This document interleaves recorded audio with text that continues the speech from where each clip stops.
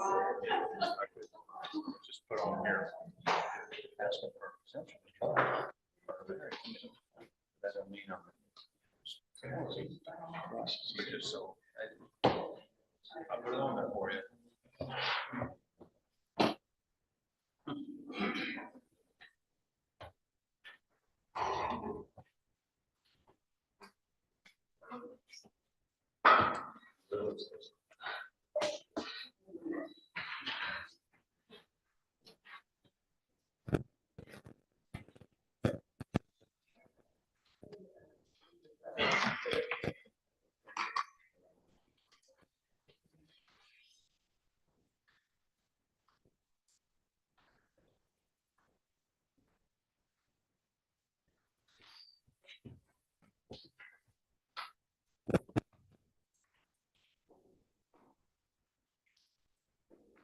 All right, it's 9 o'clock. Ready? Marshall? Let me know.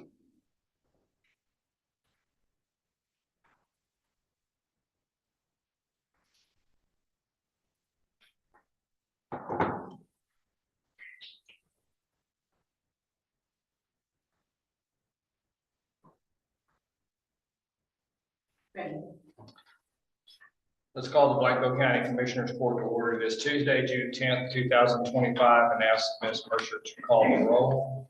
Judge Gray. Here. Commissioner Weir. Here. Commissioner Eaker. Here. Commissioner Leisman. Here. Commissioner Riley. Here. Please join us in the Pledge of Allegiance.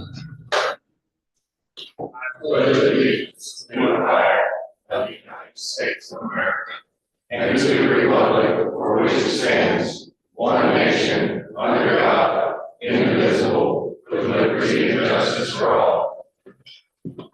Honor to the flag. I pledge allegiance to Texas, one state, under God, one and indivisible. Please remain standing for the invocation. Father, we come before you today to seek guidance and protection. We do not know what this day has in store for us, but you do.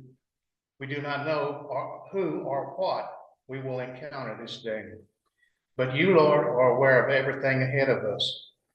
So we pray that you lead us in all we do.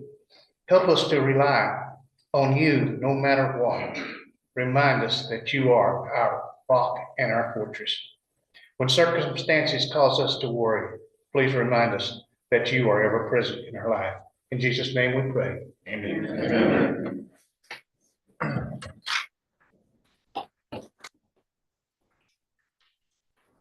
I proposed a very minor alteration to the subdivision regulations.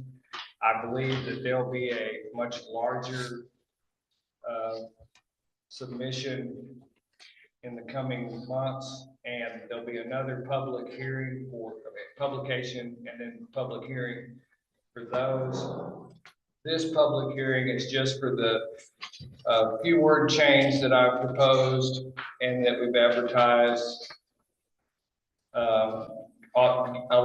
giving the commissioners a little more latitude and flexibility to do their job. So with that, I'm opening the public hearing for the proposed update to the Blanco County Development Rules and Regulations and ask if there's anyone that wishes to make comments at this time.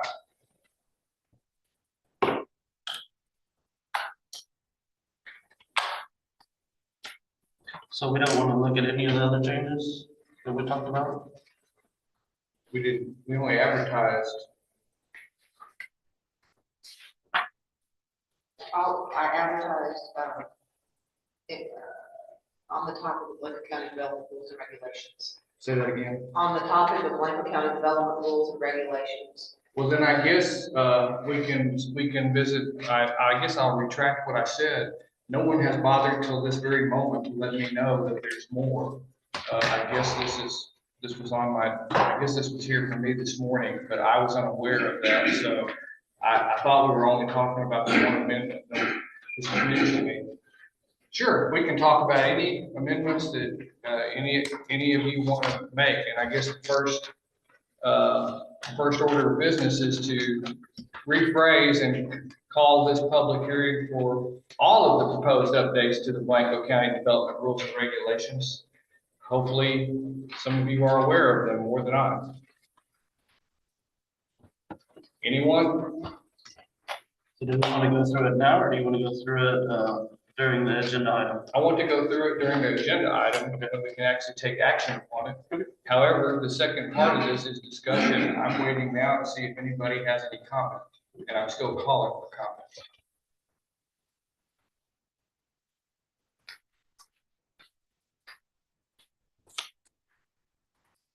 It appears that no one wishes to make a comment on the proposed changes to the Blanco County subdivision rules and regulations. I declare this public hearing closed. Notice that the second part of that is possible discussion among the court, but we also have an agenda item, so I'll leave it to your choice. Do you have anything you want to say now, or do you want to wait and discuss it during the action item? Anyone? All right, then that moves us to the actual public comments on the overall Commissioners Court agenda. Anyone here? Well, actually, we have no one has signed up. We have no public comments. So we'll move to item 1 on the agenda, which is your review and consideration of the minutes for May 27th. I move to dispense with the reading of the minutes and accept them as presented. Is there a second? Second. Commissioner Eager, discussion. All in favor, say aye. Aye. And opposed. Motion carries. Item 2. I'll make a motion to approve the estimated June 2025 payroll in the amount of $605,358.98. Is there a second? Second. Commissioner Riley, discussion. All in favor, say aye. And opposed. Motion carries. There are no, excuse me, on item 3. Official reports are all in and subject to your review and consideration. I move that we approve the official reports for May 2025. Is there a second? Second. Commissioner Eager, discussion. All in favor, say aye. Aye. And opposed. Motion carries. There are no line item transfers this month, or this period, so we'll move on to item 5, outstanding bills. Making a motion to approve the outstanding bills in the amount of $456,565.75 and ratify the bills in the amount of $208,019.33. Is there a second? I'll second. Commissioner Weir, discussion. All in favor, say aye. Aye. Opposed, motion carries. Item 6. And now we can move to the subdivision development rules and regulations and proposed amendments there too.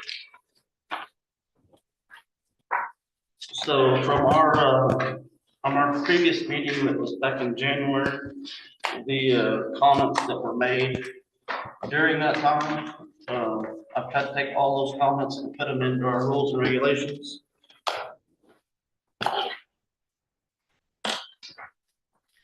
So starting with the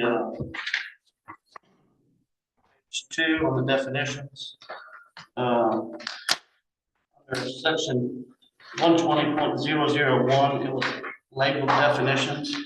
The comment was brought up to change that to 120.000, the infrastructure for RV parks and tiny home parks, campgrounds, and just pretty much that's the topic that's under that, in that section, as opposed to looking straight under the definitions.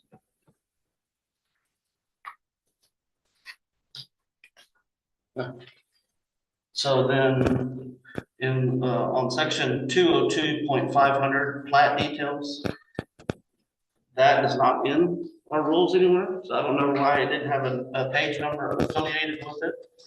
So I just highlighted, I think we probably just take that, delete that out, Connie, if you. I would like, I mean, I've not. What's the difference between the blue and the red and the yellow? Yellow is just a highlighted, because I didn't see, there's no 202.500 in our rules and regulations. But it was in the index, the table of contents. Well, we've moved a little fast, so there's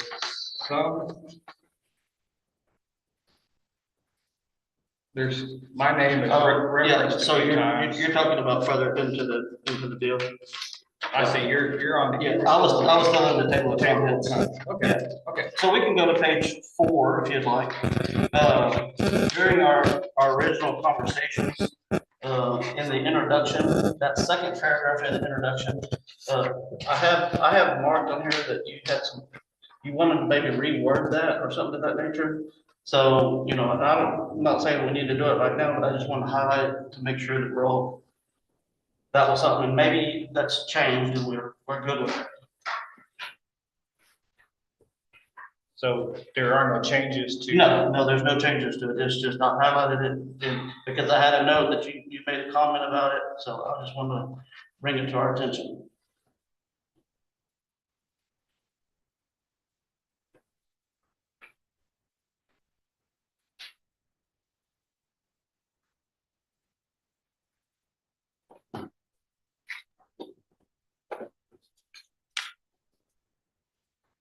Um,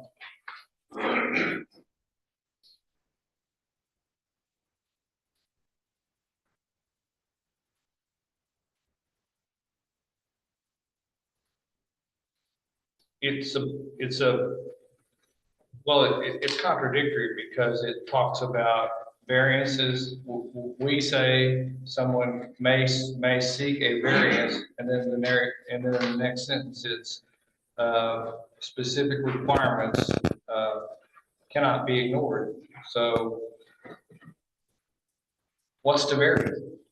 If everything is gonna be exactly, that's my problem with the language, is it appears to contradict itself unless I don't understand what a variance is, because I've always understood a variance to mean a straying from, a change from the norm, from the stated requirements, but this seems to say, well, you can ask for a variance, but you can't stray from the requirements.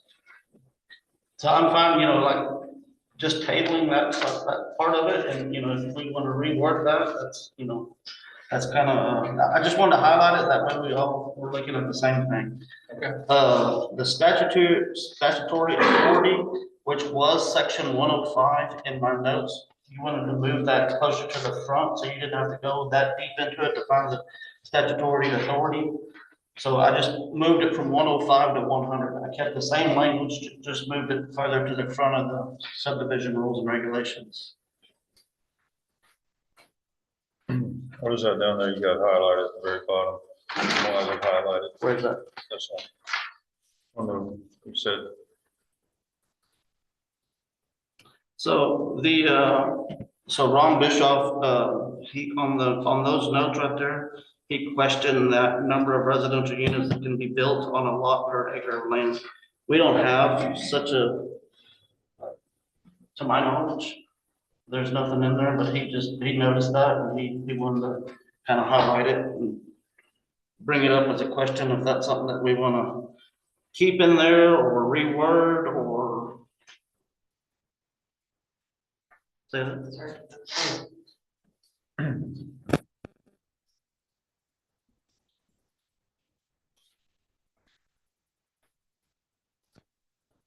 can I ask a question real quick? Well, I hope so. Because I think we're all seeing this for the first time, and I think there's gonna be questions about, you know, stuff like that. Chris, I'm not trying to put you off for the work that you've done. I understand, But I think we all kind of need to go through this and make sure that it's up to our standards before we make a ruling on that today. I understand that, but also, we also have to talk about it, and this is the prime time to talk about it, all four of us here. Okay. 5 of us here. All right. So, on that highlighted language, Commissioner Riley, did some, No, I was just questioning that because I didn't understand.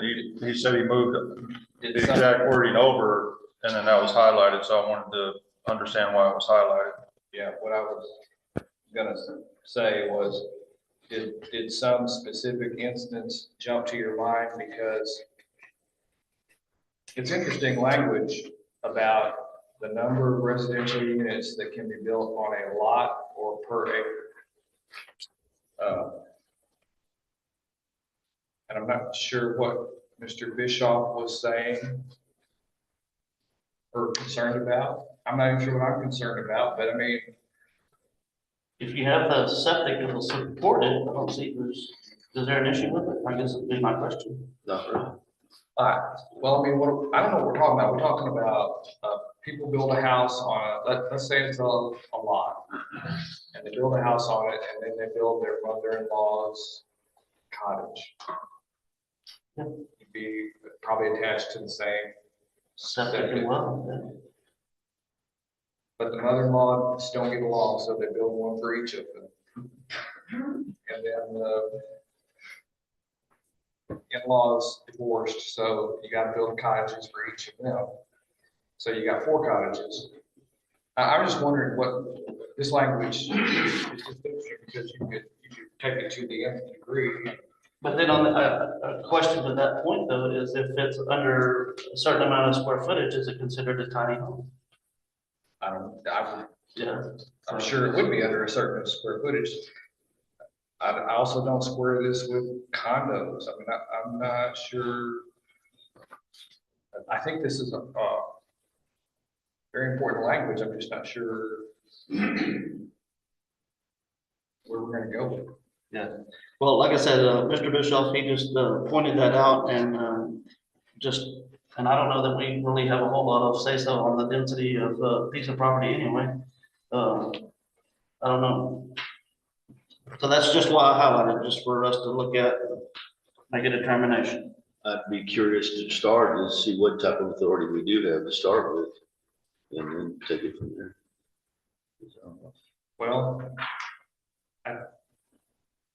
and to build on that, I'm worried about the timing because I think they're still digesting whatever the legislature has done to us this time. Yeah, so we might not have the authority to do what you might want. Right. So anyway, section 101, I just had a note in there that the judge wanted to add some different language, add some more language to that one. So I just highlighted it and that's something we can come back to.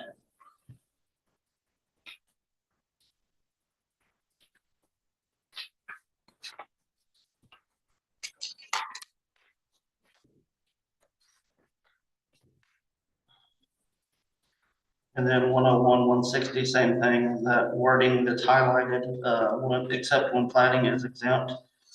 Judge had a comment on that or a concern in our original meeting on that one as well.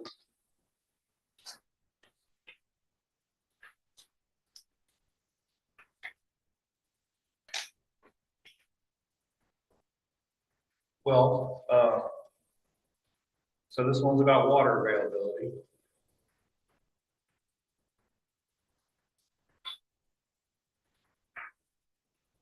And I think people are arguing, and I don't know what the right answer is, that water availability matters whether it's a regular, I don't know how to call it, a regular plat or a development that falls under one of the exceptions, like, I don't know, 10 acres each. Get enough of those 10 acres each, and you stick a straw in the ground each time, then I think some people say that water availability regulations should apply. And I think some people say they do apply, but I don't know if they do or not. And I don't see a lawyer anywhere other than. Ron, what's your opinion in that scenario? Well, a lot of times people use 10 or 20 acre tracts in areas where there's maybe not enough water for smaller tracts. And once again, a water availability study would be valuable for the purchasers, the developers, the commissioners, anybody that's involved in that. I tend to favor them because it provides some valuable information. But I can't help but remember somebody said, maybe a few judges about rules that may have changed or authority may have changed due to recent legislative sessions. I think it deserves a good close look, but I think it's a valuable tool for everybody. So I guess my question to you is if I have, let's just say I have 20 acres or 30 acres on on a highway, on a state highway, and I split it up into 6 acre tracts, all abutting the highway, that should technically qualify as an exemption, right? Because they're all on the highway, they all have access to a highway. In that scenario, I'm doing a small subdivision technically because it's 2 or more tracts, but not a. So is there a certification that you can do as opposed to, making them drill wells, or you just make them drill wells? That's my question, I guess. Well, in that case, if it went to the groundwater district, they would just allow every lot to drill a well. If it's got, it's just an identified lot registered with the So if it's a. appraisal district, I think. But I think that, and y'all, you would not have to review that. The county commissioners would have to approve that type of subdivision. That's an exception. It'd be an exemption because it's, it has access, direct access to a county or a state highway, and it's 6 acres or more.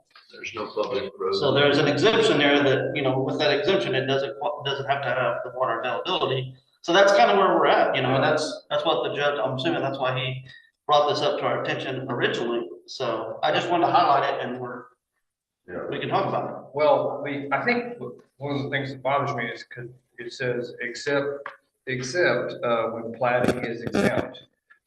And I'm not sure what we mean when we say plating is exempt, because there's plat approval and a subdivision that follows the normal subdivision regulations because they have streets and alleys and whatever they have.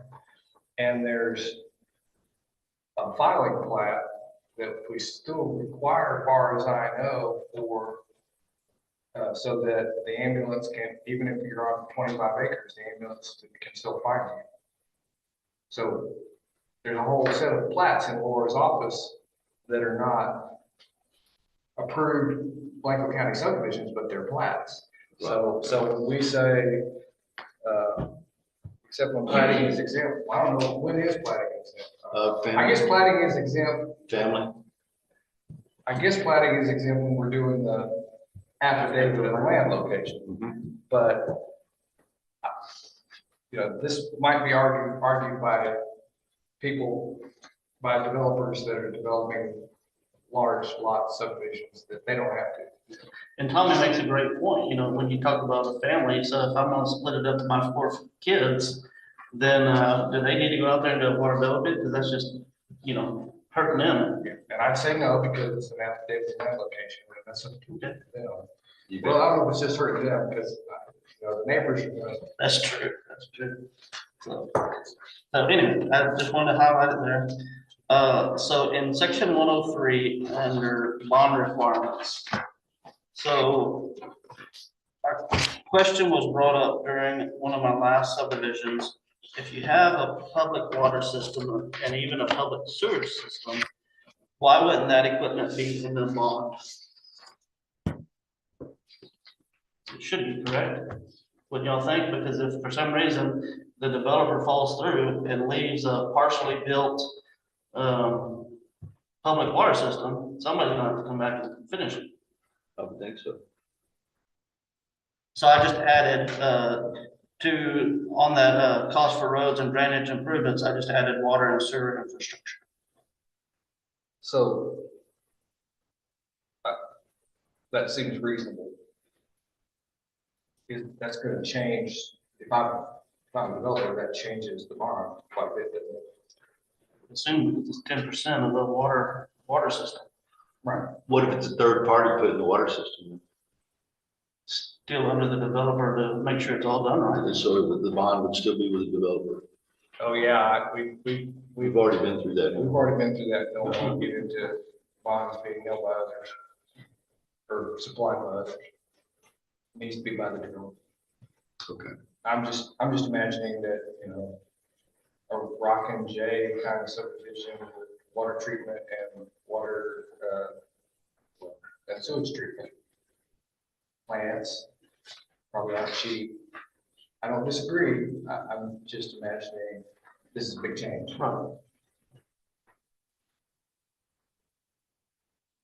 And again, we don't have to make any decisions on any of this stuff that I'm presenting today, but at least we're talking about it and it's here for our review.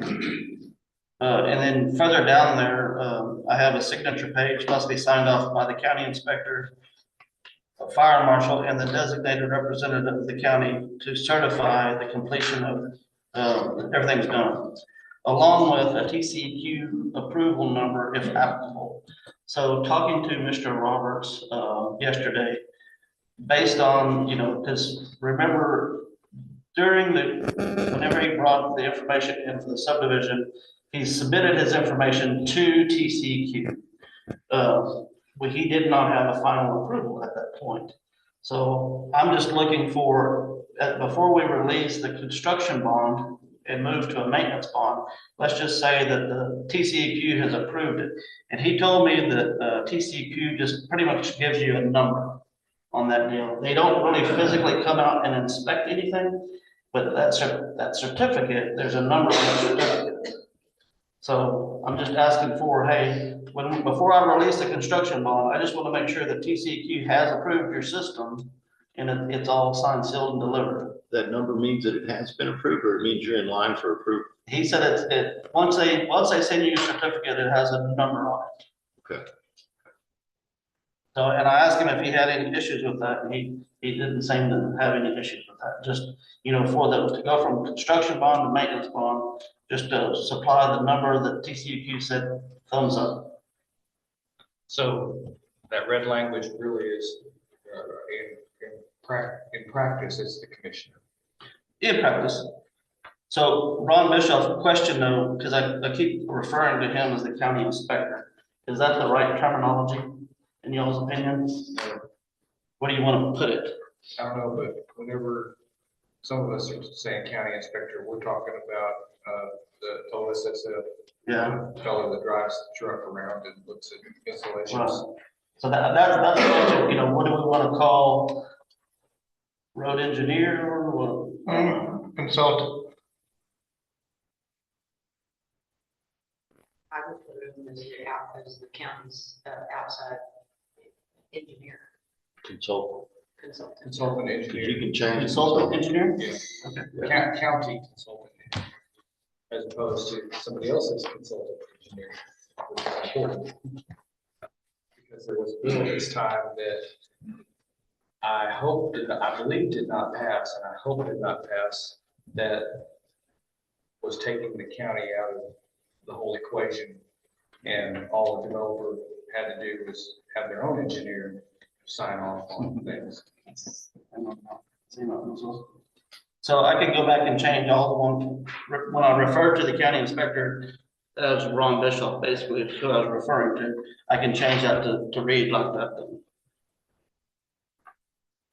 Well, I had a subdivision going and had Mr. Biscoff out there, and he said, don't refer to me as the engineer. He said, refer to me as the consultant, y'all's consultant to this job. Then he said, I can take it before my engineers, and that's the way we get the engineering in it. Because he's technically not an engineer. Yeah, technically, he's not an engineer.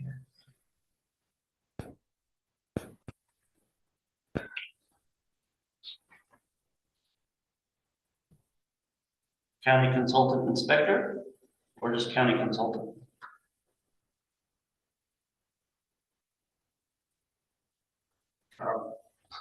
Trying in my head to come up with a thesaurus with another word. Well, we use it for so many different things other than just inspecting.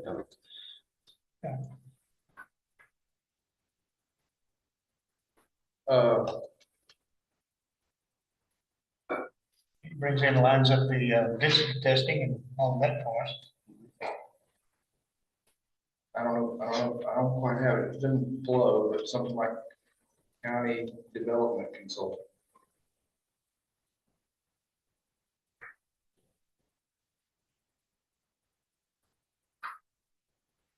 Because you all like, they'll talk to you about water and roads and Okay. rivers, General. streams, and it's your, Development compliance inspector. Like, differentiate between OSSF. I'm just, Well, we can talk, I can change it to whatever we want to change it to. I'm trying to get the language right so I can make notes. Okay, so under 104-00-100 actually, I have that highlighted, and Judge Corey, you had some comments on that last time. And I think it might refer back to the other one that's.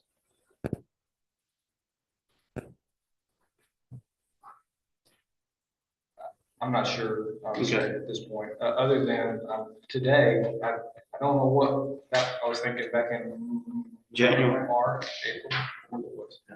But today, what still seems to jump out at me is, even on an affidavit of land location, don't we require a kind of a plat?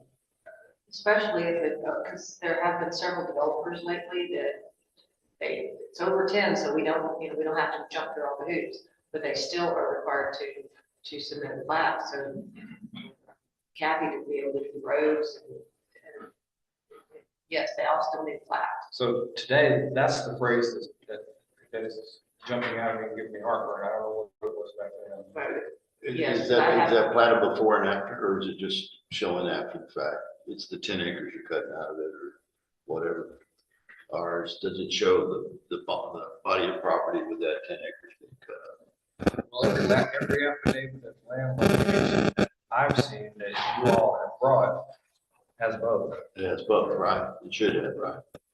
In my mind. I'm just saying it Sure, where it has. came I don't know what it should have. I'm just saying it does. You all signed first, so I'm trusting you. Yeah, that are not required plat, that is. Yeah, so let's just reword that. Let's reword that to however you want. We can make that change. Then the second paragraph there, I just had highlighted the exception for some. Was in my original notes. Getting a lot of people already labeled active land location, and we're making sure that it says and exception. Okay, so keep that. Yeah, keep that. I recently had a question called in to me, and it was a lady that had bought 2 or 3 tracts recently in a subdivision, and it was platted in the last 2 years. And she wanted to merge them together. And she was saying, with this fresh plat, 2 years old or whatever, why can't I use my meets and bounds to merge that versus a before and after, where I have to have another survey made on top of a 2-year-old survey showing the after? Yeah, I said, well, because that's the way we've been doing it, but I will bring that to and talk about it when I can. So that's why I brought it up. Okay, you have 2 lots, just say it's 2 lots. This is what the current is. Well, you have to come back with a proposed, taking out that center line and with one big lot for the proposed, again, for 911 addressing for the appraisal district. Right. It has to have new meets and bounds per se with new acreage. Correct, but your acreage does, and otherwise, you're gonna have, Stop. okay, Meets and, Well, if meets and bounds don't change, acreage doesn't change. well, you have 2 separate versus 1, and if it's within a subdivision, then you have to rename the lot, so it has to be rezoned. Yeah, and I understand that because the lots are there, lot 3 and 4 or whatever. But when you abandon that line between them, can't that be done by description? Saying this lot and these meets and bounds, this line to this line to this line, where we want to abandon.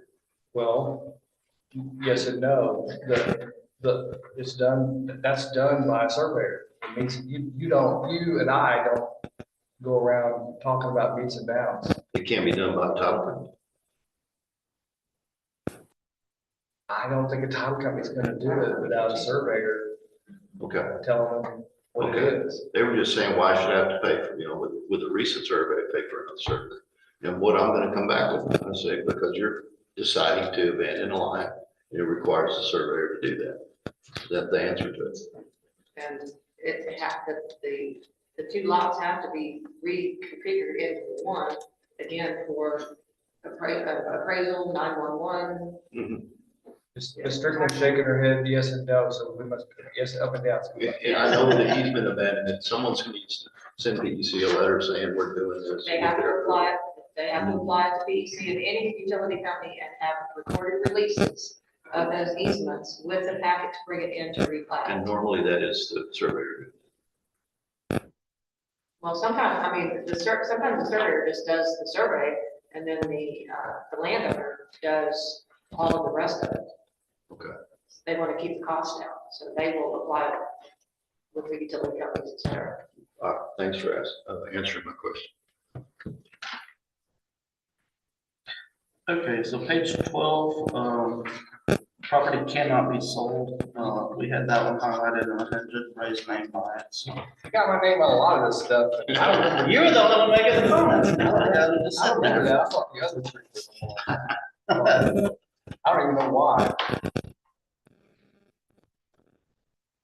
And like I said, you know, if it's something that's, if we're fine, we're fine. I just wanted to bring it to our attention.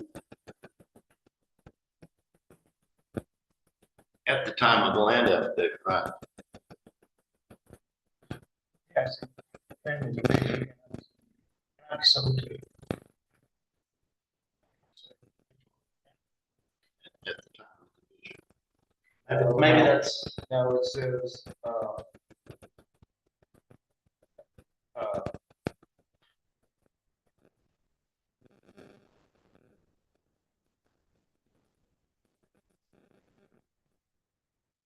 Because if. no, but what it says is, that you must comply with the development rules at the time of conveyance, and our development rules currently say, kind of what this says, that you can't sell it to an outsider. I mean, that was the whole intent, I think. So if 4 family members all get 10 acres, 10 years down the road, a family member wants to sell that 10 acres, it doesn't change anything, beats and bounds or anything. They just want to sell it. They're not allowed to. Well, that's probably why those words cannot be sold or highlighted.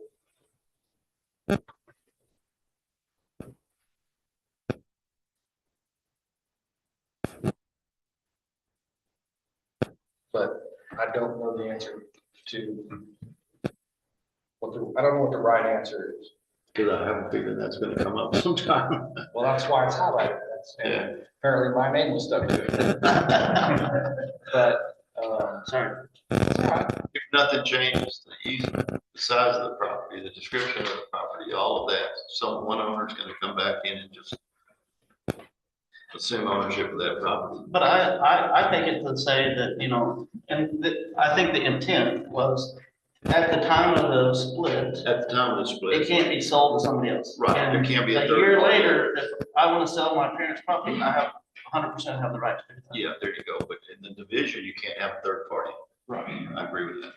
Question is, what's the dividing line? Because you just said a year. Is it, you know, the day after closing, the month after closing, the year after closing?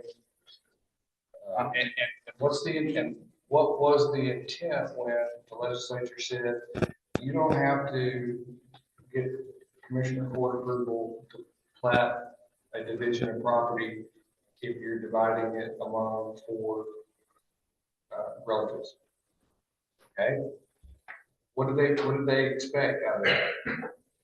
Did they expect that was a way to get around the subdivision regulations so that he could get it, we could do the 10 acres, and then each one of the brothers or sisters can immediately call it 5 acres each, and now we've got an 8-tract piece of property. Say, But I would consider it more of an inheritance, right? So if I get it I inherited money, I could go spend it the next day. So if I inherited a piece of property, I could go sell it the next day. that's a valid way of looking at You it. can't re-subdivide it without going through subdivision rules. You know, they can't cut it in half and so, but if they sold it, meets and bounds, everything, nothing changes. I don't see why they can't. Because if you don't have some time frame or something in there, then I don't want to use the word condemned, but that property's sitting there where nobody can buy it. Well, then, that's why the words cannot be sold or highlighted, because we want to take that out. Yeah, or of some sort, change it of some sort. Okay, so moving 104, 135 lots larger than 6 acres, under number 2, we have 2 tracts greater than 6 acres, no more than 2 tracts greater than 6 acres. 2 tracts greater than 6 acres, not. And I wonder, I'm thinking that your thought process at that time was the difference between the 5 acre and the 6 acre, and why would you say 6 acres here and 5 acres on the other stuff? And I think that was the whole conversation that we had. I don't know.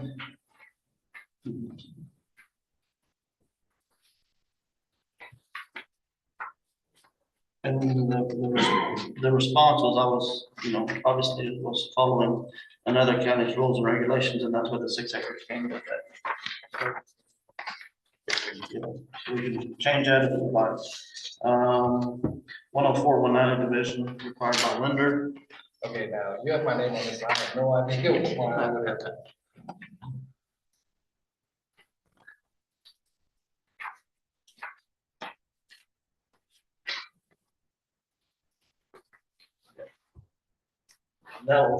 This is my note from them. I just had your name on it. That's why I highlighted it. Nothing came, so that's, so, anyway.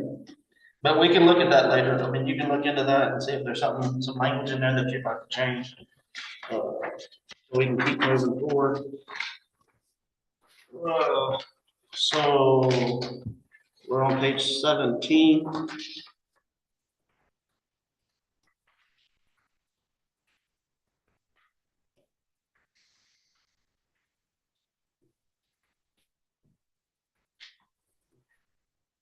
This is a Ron Bischoff note here on the additional notes as required of the Blanco County, by Blanco County shall be included on the plat. It's cleaner. Yeah, that was just his comments there. 105, I just moved it to 100.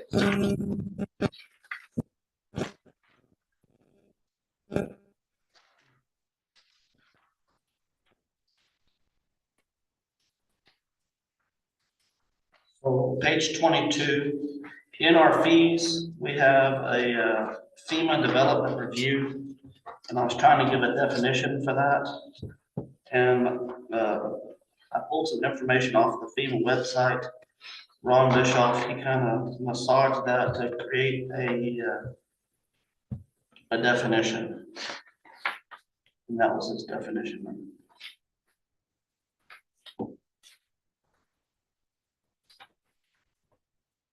So this isn't in the existing. No, motion? no, So- this, on our fees, So it should be red, but it's. yeah, my printer's not good, so. Yeah, on our fee schedule, it says FEMA Development Review, and I've had people ask, well, what is that? So I wanted to create a definition for it. And that's what Mr. Bischoff came up with. And at the very bottom where it says permit floodplain development FEMA.gov, that's where I got that information. Obviously, communities can create permits for floodplain areas, so people don't build houses in the floodplains. So, anyway, we can continue on. Let me just make sure, because sometimes this body favors independence and freedom, and it's like, I can do whatever I want to with my land. And then sometimes this body takes a more parochial approach, so I'm just making sure we do care, we don't want people building in the floodplain. I mean, if I were to build a floodplain now, I can't get insurance. Hurricane Alex comes up, my house goes down the river. Too bad for me, right?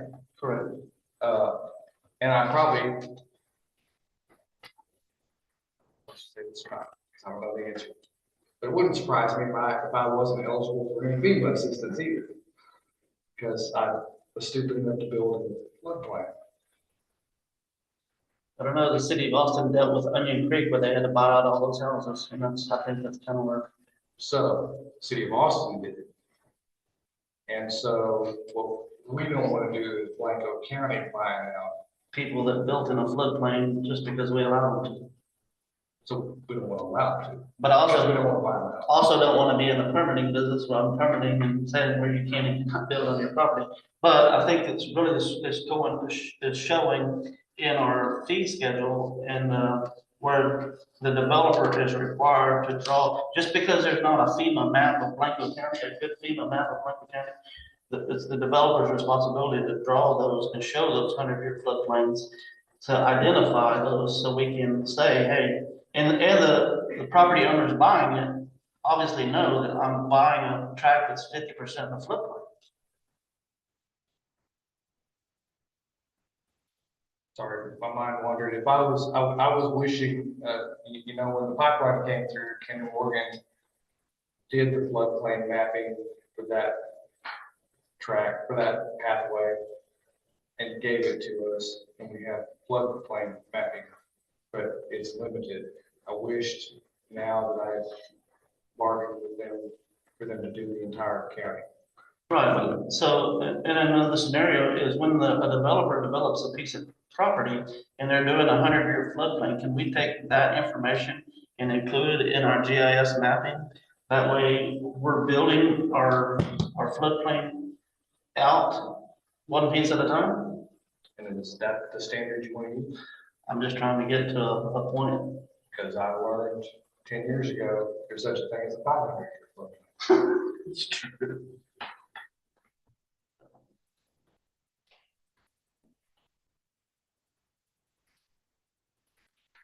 And I think that's the standard that's built in our subdivision rules and regulations, 100.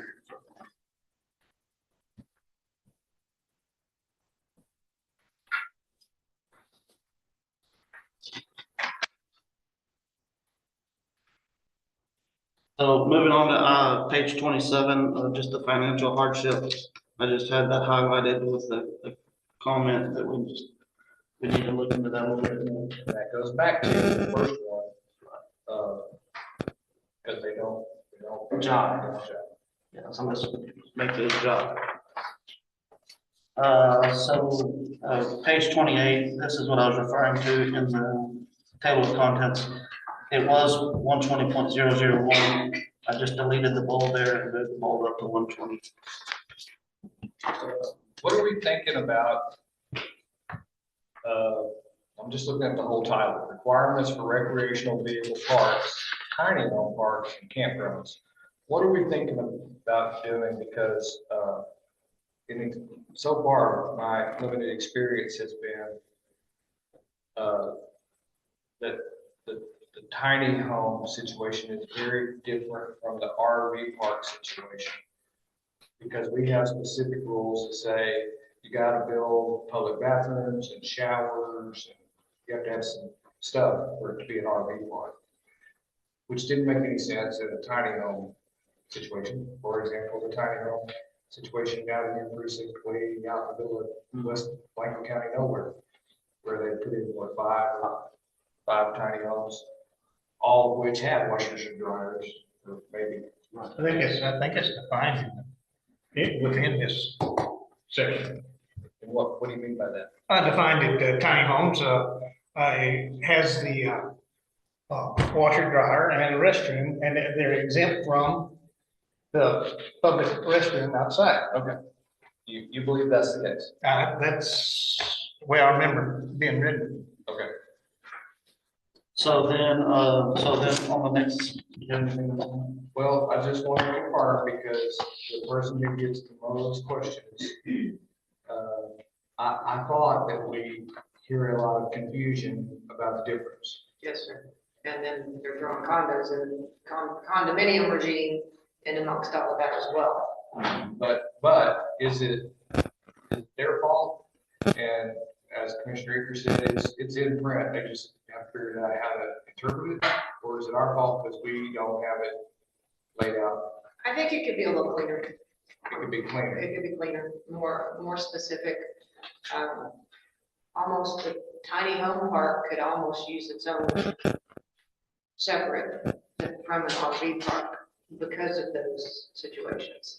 Like another chapter Yes, sir. in our subdivision regulations. Aren't they coming at you with the condo-based idea to do the tiny homes? They're using that as a Well, reason. some, because some do not understand what it is and Well, I'm gonna say the answer is yes, because I don't know, we've really seen any, what I call condominiums, like you see in the city of Austin. right, correct, Right. yeah. I mean, they're almost in zero setback and all of this stuff. I mean, they're right up against each other or built with a common wall between them. Tiny homes are separate than that, right? Yeah, but also I believe the definition of condominium as well is that it can be a standalone small home. Because our definition of condominium would include what I think of as garden homes, Correct. which do not have common walls. So are we gonna need that description in our rules and regs so that we have that in writing? It would be helpful. Otherwise, it's just a gray area there that people are using when they need to. Well, you know what gray areas are, right? Those are areas where we get Yes, sir. smeared.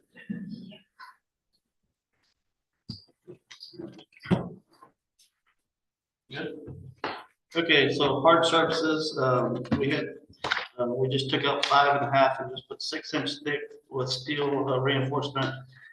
And then take out 4 on B, take out 4, and it's just 1.5 of hot mix on 8 inches of compacted base. And then on C, take out 8 and just make it 10 inches of compacted base.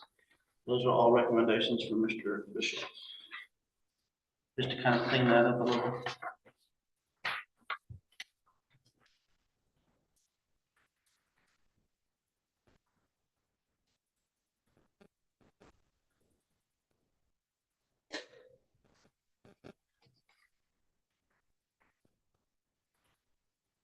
A, B, and C are ores, right? That's the definition of your, hard surface, yeah. Yeah, ores, you're correct, yes.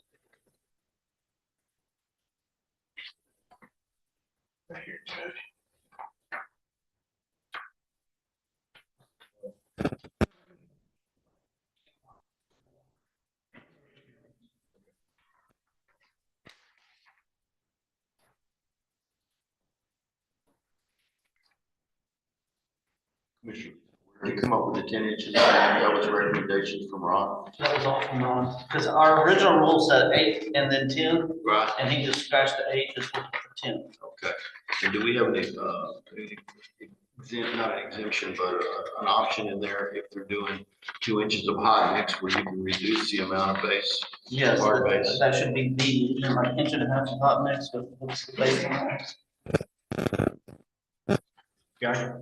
How does that read? Because it says 4-1. Well, the 4 is deleted, you just can't see the mark through. So yeah, it's 1.5 of base on 8 inches of 1.5 of hot mix on 8 inches of base.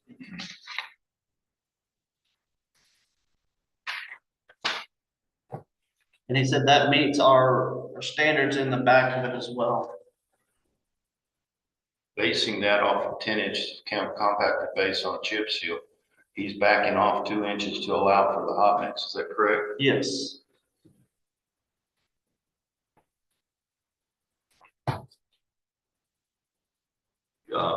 Judge, can I have, do I have the ability to ask somebody in the courtroom? Of course. Some specifics. Don? Yes.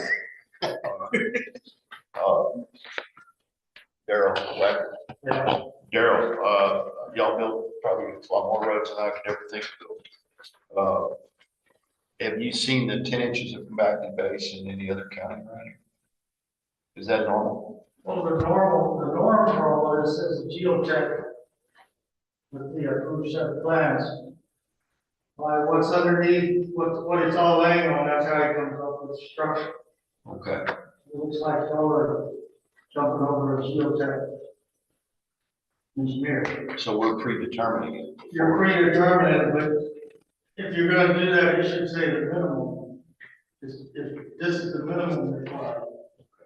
It actually does say, Because you're gonna cut out what a geotech requires. it actually does say minimum. It does. Yes, sir. So the geotech could require more than that. You can require more than that, but y'all are saying you can, this is your baseline, Okay. which is fine. Because then it puts everybody in the same thing. We had the same Don't thing. get out the geotech engineers.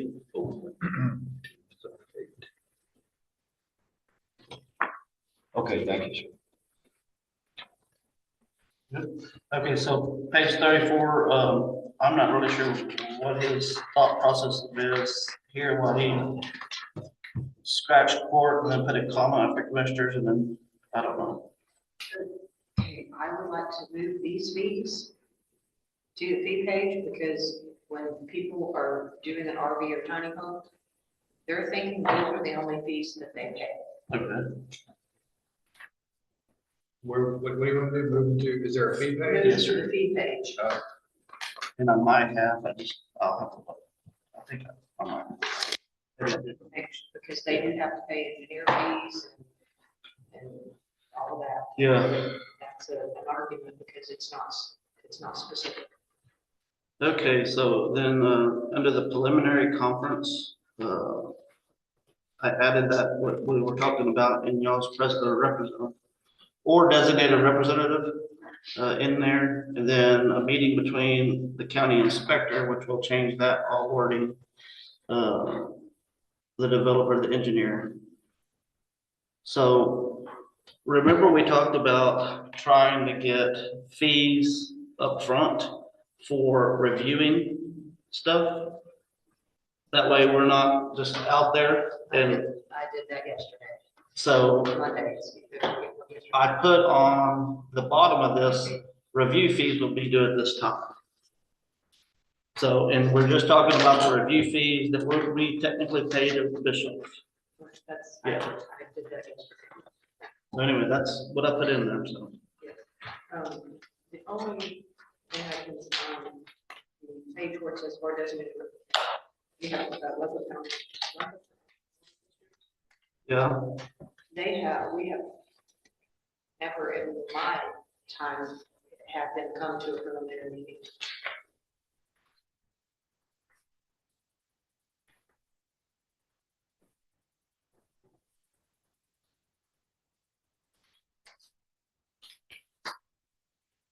so maybe we just move that one till after the, if necessary.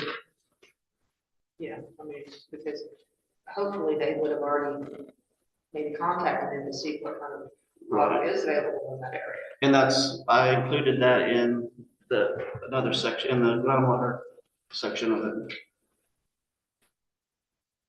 So that would basically be the water study.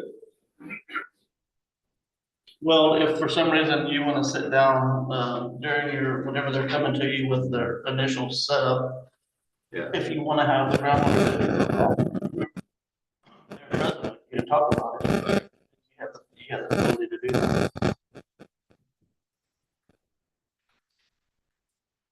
Okay, so page 37, section 13.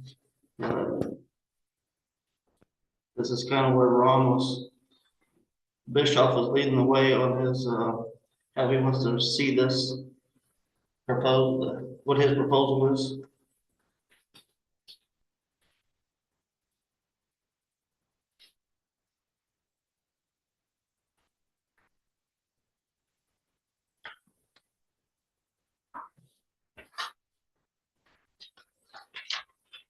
Where are we? 37.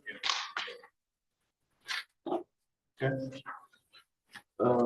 Page 39, his, on item number 12, he wants to add on that, in the 100-year floodplain, he wants to add no fill or substantial improvements within the special flood hazard areas.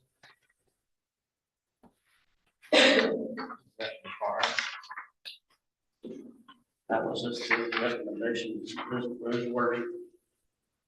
Well, I mean, how will I know what a special flood hazard area? It will, yes, it will be defined by the developer whenever they do their, flood study. So a developer wouldn't be able to raise a lower part of a piece of property, raise it up, like a commercial piece of property or something. Is that what that means? I'm trying. Not 100%, that was just his, Okay. that was his recommendation, and we could call him and ask him. Yeah, I'd like to find out what he means by that. Because there's multiple places that he put that specific wording in there, and he wanted them all to match. Or could that be subject to variance? Everything's subject to variance, obviously.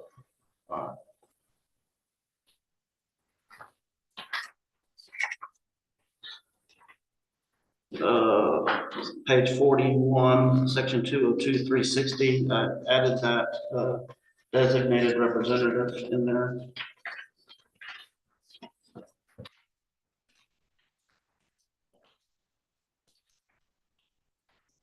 So page 44, Ron added number 7, cattle guards, talking about cattle guards. And I know he's done some different things with the different developers. I think he just wanted to get this put into the rules.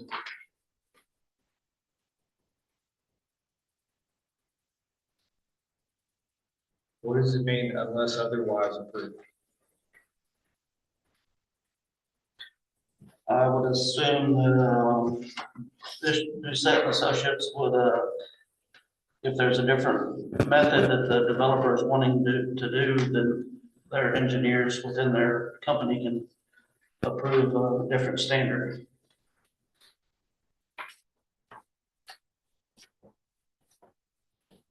Well, so they're doing it for us by the county. Right. I gotta add that. Otherwise approved by the county. Yeah, because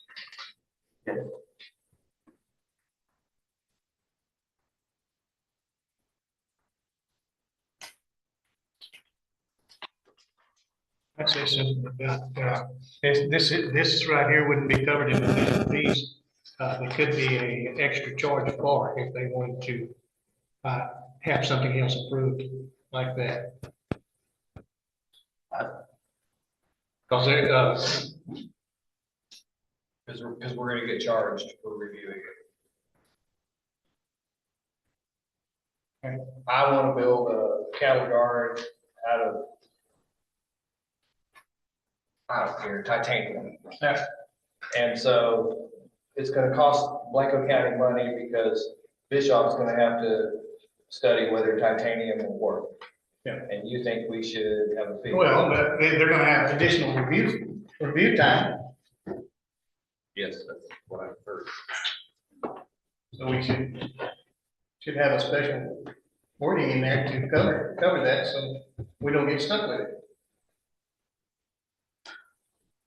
We can look at that and when we get to the fee schedule. So don't forget it. Okay, so section 205-103, I added this at the request of the groundwater district under A. That one is it's just talking about how the developer should be talking with the groundwater district before they start wanting to kind of give a little heads up. Get themselves into. Groundwater district gas board, as far as we're concerned, it's sort of aspirational, like our night sky. Correct. Page 47, Mr. Feesper had to put a period there after thereof, and just capitalize water. Just send it to it. And all these in this section here are, besides that one we just talked about, everything else is from Mr. Feesper. And he's in the room, if you want to question him. 205-104, instead of putting a new, an existing, and then served. Just like I said, these are just a correction. Rules and regulations. 50, evidence that applicant is actively working to complete. Can I back up just a minute? Yes, sir. 48. Basically, all that red and blue says that we want another water availability study. If you're gonna take an existing water supply and use it in a new development. Yes? No? Which It's 205, 104. 104? Yes, sir. What it is the original wording just, included the word new, and it was for, the word new was wrong, it should be existing. So my question is, if you have an existing public water supply system that is serving a subdivision. Yes. And somebody builds another subdivision or adds to that subdivision or something else and intends to tap onto that public water supply, this language seems to be saying we want to do another water availability report. That's correct, but it's very abbreviated. Okay, okay, so is your reasoning that when the water availability report was originally done for the original subdivision, it was done contemplating however many lots, however many homes, however many people? And now we're adding something on, we're adding a string, we're adding another source or recipient onto it. Right. And we need to make sure that the public water supply system can still provide. I think that's correct. And it would be where the new addition, we need assurance from the public water supply company. They're going to provide the commissioners a report stating, we've got this water available, it's serving our existing needs. We're adding on this other requested development as part of our public water system. And we've got money for that. And that's all covered in here. It gives you the location of the water sources, whether they're surface or ground, the quantity is adequate, the TCQs involved in it, that sort of thing. So I think this was covering on that existing public water system. You don't have to wait for TCEQ approval, any of that. They will be applying for an addendum to their public water system, but that's all covered and showing in that. Ron, can I ask you, if it's an older system, let's say it was built in the early 90s, and they come in and they add on to it in 2025, can you see a scenario where they would require for them to come back and retrofit that old system to bring it up to 2025 standards to add on the new system? Who's they? They being the developer, probably. I can give you a quick example. The Hall Corral RV park up here on the north edge of 281, north edge of the county.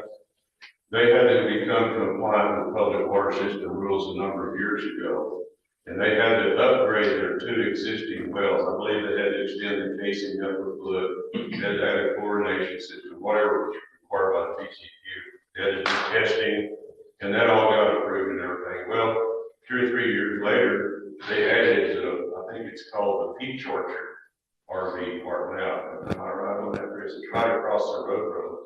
They added to their public water system. And they had a little bitty well over there at Peach Orchard. It didn't make as much water as the other wells, so I think they had to somehow get the water to the other side. So that was all part of their public water system, I guess, amendment process. But at the time, we didn't have any way to deal with something like that. Well, what about now with the new developer? I mean, would we have the ability to tell that developer that, look, you need to go back in and retrofit this to fit it all? Well, that's what it does require a water availability report. That if someone's going to add a subdivision to an existing public water system, they're going to have to provide a map of the service area that's existing and the proposed one. How the infrastructure would connect the two. If they're adjacent, that's pretty easy. What if they're separated by 281? Right there. So that's all covered in here. Location and source of water, they could be surface water or water wells. And it gives this proving the documentation that there's sufficient quantity and quality of water that should have been covered by the TCEQ testing requirements. So I think that if this falls the way it appears to be, the commissioner's court would get the information from that public water system in such a detail and quantity that it would allow the commissioner's court to approve that subdivision to be served by that existing water system based on the evidence that they provide. Would it require a new pumping test? Maybe, maybe not. The TCEQ might require a pumping test if the existing subdivision has to add it in well. And in that case, they would also have to get drilling approval from the groundwater district. So it all kind of ties in together. It affects more than just the add-on. Yes, and this is only for an existing public water system who's expanding or, meeting a requested need. So question for you in that scenario, because that brings up to a subdivision that's being built in my area. There's an existing public water system at Trinity Oaks. The new subdivision is across the road, different name, but the TCEQ numbers, they're using the same system, but it's a totally brand new system. See what I'm saying? It's the same TCEQ number for the two different developments, but they're not even tied together. So that's no problem, try it. I don't know. I don't know, I have to look at that. That's where they drilled the two test wells and conducted the test. And then we actually discussed that in a previous commissioner's court meeting. And they did a water availability, they did everything, to my knowledge, separate. Everything's separate, but on paper, they're the same water board, water. Yeah. So anyway, just. In that case, I recommend that you get your attorney to check with the TCEQs. What do they think of it? Yeah. Because there's always something new under the sun. And I think y'all do a pretty good job of doing what I call a what if scenario, what if. And I think this is just another one of those. That's a tricky one, because they're not connecting any plumbing. At this time. No infrastructure. At this time, you could say, right? And the TCEQ may require that at some future date, I don't know. And they require testing. Help me understand, so the peach orchard got developed and platted because it's a RV park subdivision. Yeah. And would have gone through Commissioner Leisman's review. And they drilled a well. He's shaking his head. It was never, I don't know that was it? It was before. Yeah, before all this. So Peach Orchard was put in without Any, review. which from my understanding, and I could be totally wrong, but I think that the peach orchard is now fed from Trinity Oaks watershed. So if it was built today instead, and they drilled that well that you talked about, that was substandard, my word. There's an existing well, yeah. What? An existing well, it's older. But it There's wasn't an good, irrigation it well. wasn't good enough for the public water supply for Peach Orchard. Yes? It was probably good enough for the peach orchard, but probably didn't, I don't think it produced enough water for the RVs when they started. I'm calling it Peach Orchard, but I mean the RV part. Okay, got it. Today, if that happens, they would alert the commissioner and tell them how they were gonna fix it. In this case, they'd run a line under 281 to get water from the inside. I mean, I'm just trying to figure out what the difference is. They could do that, or they could, apply to drill a new, well over on the east side of the 281 in the peach orchard somewhere to provide water for those RV sites. In either case, the commissioner gets informed. Yes.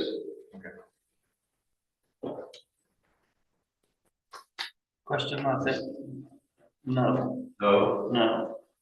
I mean, if for some reason, if TCEQ says that that's insufficient, the letter would go to the judge's office. And then Connie would forward it to all of us. Because it'd be a letter from TCEQ saying that this is insufficient water, right? Yeah, I've not ever, honestly, after the initial drop off, I've never had any correspondence from TCEQ. But I know we've had in the past in a different subdivision that maybe they wouldn't meeting all the TCEQ requirements. Yes. If they're in violation, Yes, I'm sorry, yes. right, yeah, okay. They're not given. But really, before that, we would never get notified of anything. well, back when I was the general manager of the groundwater district, if I had a well drilled for a public water system, it seems like I always end up talking to the county commissioner, whoever it was. I might have missed one. I don't, but you may be right, it may not be an absolute requirement, but. Yeah.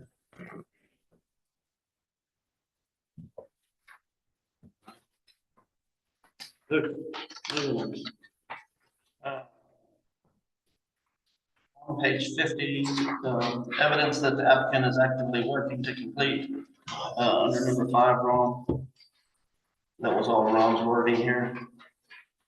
Yeah, that wording is because if we originally had satisfied all the public water supply system, well drilling permit requirements, et cetera.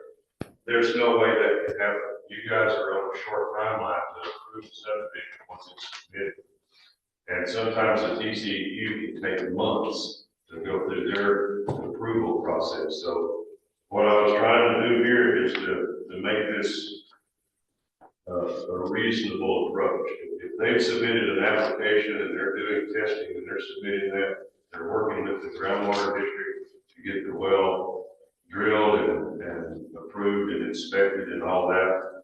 I think that's, given the timeline issues, that's about what you could expect to be a reasonable approach if they are pursuing that. And I just listed such evidence shall include any applications, correspondence, or other related documents that be testing or whatever from either the TC or the TCQ or the water district. Then I wanted an escape here. If the TCQ doesn't approve it for some reason, I think it would be reasonable that the applicant has to notify the commissioner's court that has happened and then provide any possible remedies, is what I call it. They might have to drill a new well, you might have to remount an existing well for production. They may have to seek a surface water supply in addition to the groundwater supply. So it would be upon the applicant to provide the appropriate remedies to correct the deficiency that was exposed during the TCQ process. So that's what my recommendation is, and I think that would give the commissioner for the necessary information. Why not make the TCEQ approval one of the items in the package for Commissioner's Court approval? Well, the TCQ approval might not come for months after the. I heard that.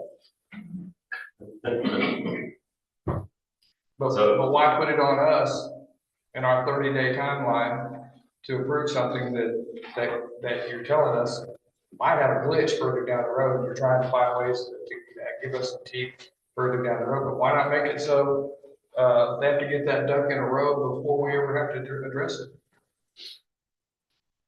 And this is going to sound funny, but I couldn't figure out any language to make that work, so that's why I came up with the language I had. I think that, I know that when I was at the groundwater district, my advice to my directors is that we have them drill a test well. They test it, they apply for TCEQ approval. We are not going to list it as a public water supply well until they get that stamped seal of approval from the TCEQ. But I couldn't figure out how to make it work for the commission. Well, Regs. today the regs require a water availability study. Yes. report. It just says, that's one of the items you gotta have. So if you're gonna do a subdivision and rely on a public water supply, why can't, one of the items you gotta have is your certification from TCEQ? You gotta have a text dot driveway permit before you can get a subdivision, so why not? Okay, I was operating on the assumption that y'all had like a 30-day timeline for submission. The 30-day, the clock starts when a full and complete application is dropped on the Okay. doorstep. The key is a completed application. Okay, we can certainly restructure things, I think. I mean, I'm willing to get advice from other people. Chris, you thought about this a lot, so. This is, when it comes to 205, I just called Ron Feaster and said, what do you want in here? So, I tried really hard. but, you know, Sometimes I may be missing something. the developer that just did a public water system in my area, he was one of our major complainers saying that the timing takes too long and you can't make us wait on doing that. And he might have spit off some statutes that would say that you can't do that. I don't know. That's why I kind of put it on that bond, you know, where, you know, in order for me to release a construction bond, I want to see that TCQ approval. But we don't want to get to that point. One of the things he argued is we don't currently have that requirement in our rules. Yeah. I'd be curious about new legislature too, and see where we have, authority in that to do that. But the logic is sound. Yeah. They reduced this from whatever it was, 90 to 60, now to 30 days. They can make it as short as they want. But you cannot make a county act on an application that's not complete. Well, I'll point out, certainly if you require that, that's gonna make the person that's seeking the development project, he's gonna need to get his water availability study done really quick. It's Get it through the process. very onerous on developers. I get that. But all I'm hearing is the public all over this county complaining about whether it's true or not. I don't even know. You're the expert, but all I hear about is complaints about water. There's not enough water in this county. I heard that too, when I was a general manager position. And to some extent, it's true, Blanco County is not water wealthy. It's got water more in some areas than others, that's true. And that's a very big factor in some of the stuff I've had to deal with. I can tell you, about ranchers that have wells making half a gallon a minute, and they're glad to get that, you know, so. Luckily, there's not too many of those around, but they exist. So I think that Blanco County does need to pay attention to the water supply, particularly groundwater. And with the way the weather pattern has been lately, we've had some surface water issues too. I think that we need to be careful on groundwater. I don't think that some of the complaints are warning. Some people say, well, my well went dry. Well, it didn't go dry. It just got down to the point that your well wasn't pumping as much as you're used to. And you have to let it sit for a while, or you need to lower your pump work. I've seen people with 30-foot deep hand dug wells complaining because their well was dry. That's because the wells around them are all 100, 200, 300 foot deep. So that affects people's wells.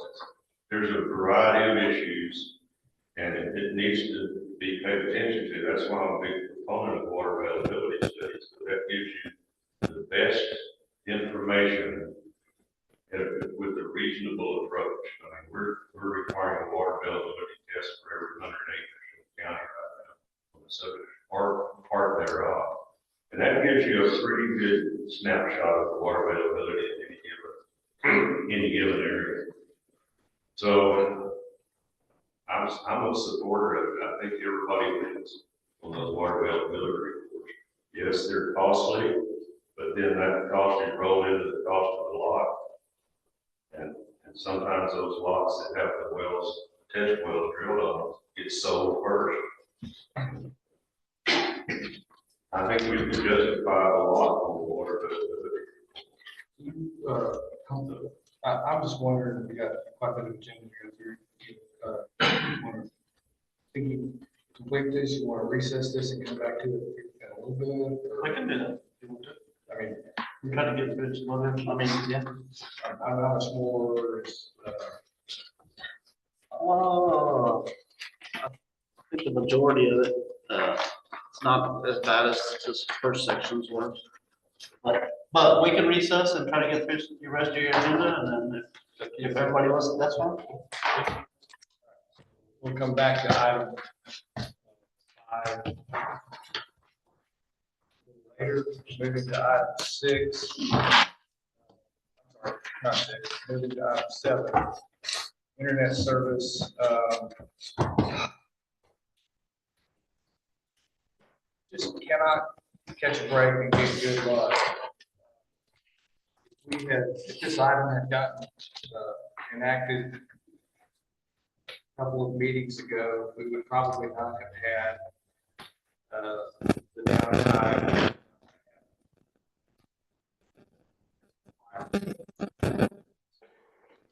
So, but the main reason that this item is talking about switching from Spectrum to Hill Country Wireless is expense. We wind up saving quite a bit of money and getting a bigger pipeline of data. Right? You want to? I think it would be close to, maybe a little bit more than the speed that we're getting now. But definitely the cost is astronomical on savings. That definitely have a local person as trying to figure out, I have no idea what I call Wi-Fi service. It is a huge savings, and David's worked well with us. We've got a couple of other buildings that are already on HC Wireless, and service has been very minimal interruptions. It's highly recommended for savings and the local service. That's the proposal. Can I make a motion? I don't know. I'd like to move that we change the internet service for the courthouse complex and the LEC from Spectrum Enterprises to Hill Country Wireless. Is there a second? Second. Mr. Riley, discussion. So a little bit of discussion, just to confirm, and I confirmed with Dave and Connie, that we still will have a Spectrum bill. And that's based on a wire line that ties directly back into the city of Austin for the radio consoles. That is correct.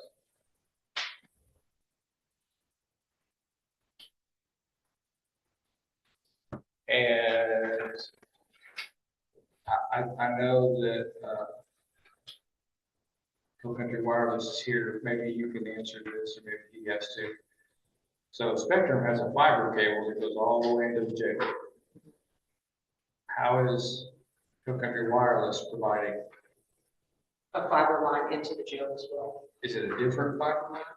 I believe so, yes. Okay. So theoretically, we don't like it. The Spectrum fiber line is still there. Correct. So question, Dave, have you looked at the vicinity? Is there a conduit from the pole outside, inside? How are you gonna get? Or ADIC. The current fiber running into the LEC, how is it ran in? So it comes from 281 underground through conduit into the building. We're gonna be in the same conduit. It's Okay. gonna be 3 or 4 inch high. Okay. Is it already there? Yes. Yes. So what does it take for you to turn it on? So we're right at the pole on 281. So all we're going to do is push the fiber into the jail through that conduit. That's what I meant when I said is it already there. So it's not already in our jail. Not in the jail, no. Yeah. I just want to make sure we wouldn't have the saw cut sidewalks and everything else to get to it, Exactly. we're running overhead lines to, Yes. okay. How long will it take for that to happen, to get it into the jail? I mean, that's a couple hours worth of work. So, we just need to work with Chris Nagel, make sure the handoff is good. There's a few technical things we have to, I say, resolve, make sure we're doing properly. Other discussion?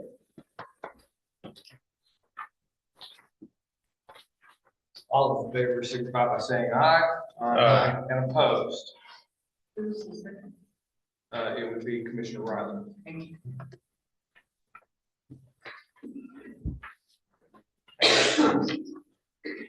Item eight,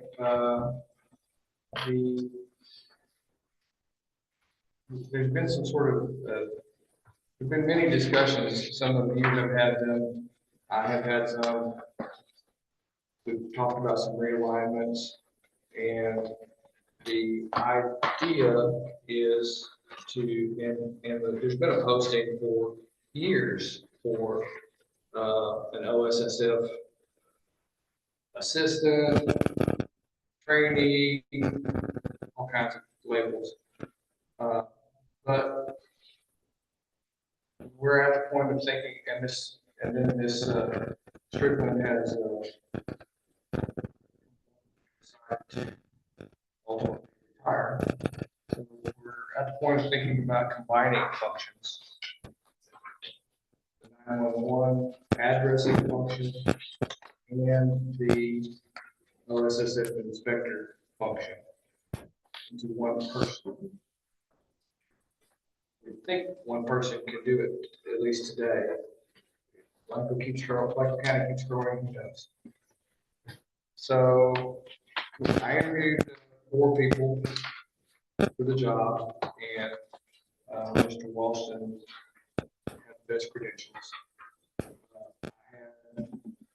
had a commissioner and the fire marshal interviewed the top 2 candidates. And ultimately, the way it fell down is Mr. Walston was the top candidate. I have had conversations with him, so that, and this is my concept, and you all need to be thinking about this because it matters for budget. My thinking of how this works is he comes on board. He oversees the OSSF department. By the way, he already has all of the licenses, so he can get in the truck and drive out to a site and inspect it today. Inspections aren't happening the way I would like them to be happening. So this would be an improvement. However, the existing person, we have a budget for doing so. In the meantime, in addition, he would be training with Ms. Strickland between now and the end of December to assume all of that duties. So that come January, he would have both functions to be responsible for. And that's my concept. Am I missing something?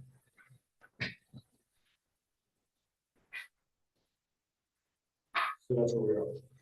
So with that said, I'd like to move to hire Ty Wilson as a full-time employee for the positions of OSSF supervisor and 911 addressing. Is there a second? I'll second it. Commissioner Weir. Discussion. So what happens with the current employee?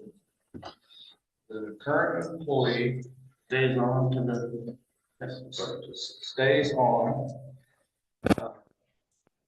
And if the commissioner's court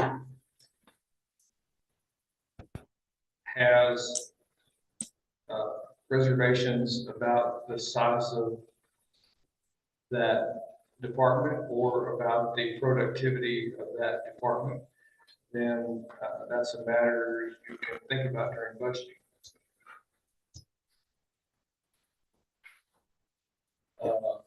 The individual has a pretty long history here, so I'm not advocating reduction in force. But I also know, and I think I don't think there's anybody on the court that sees it otherwise. I also know that we have got to start thinking about some future planning in that area. You can't go on, the same person is not gonna be able to do it till they're 110.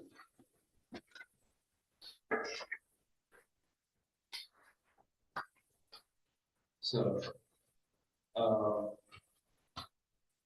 but this discussion needs to happen about whether that's the right combination, because it's breaking Ms. Strickland into pieces. Her 911 piece, which has some funding attached to it from the CAPCOG, so like I said, there's some budgeting. But it goes one direction, and then she has two other hats that aren't part of this proposal that we will have to be thinking about in budgeting. The auditor, assistant auditor function, the assistant treasurer functions, those are going to have to be accounted for somehow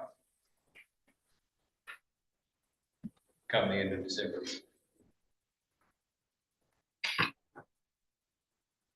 I think it's moving us towards having two departments under one umbrella, and we've needed to do that for a while, I believe. And this is a start. Well, there's a little logic to these two being combined, because you can't get your 911 as a bill around. You can't get your septic permit until you qualify for your 911 address. Right? Same person. So having it under one umbrella is logical. It makes sense.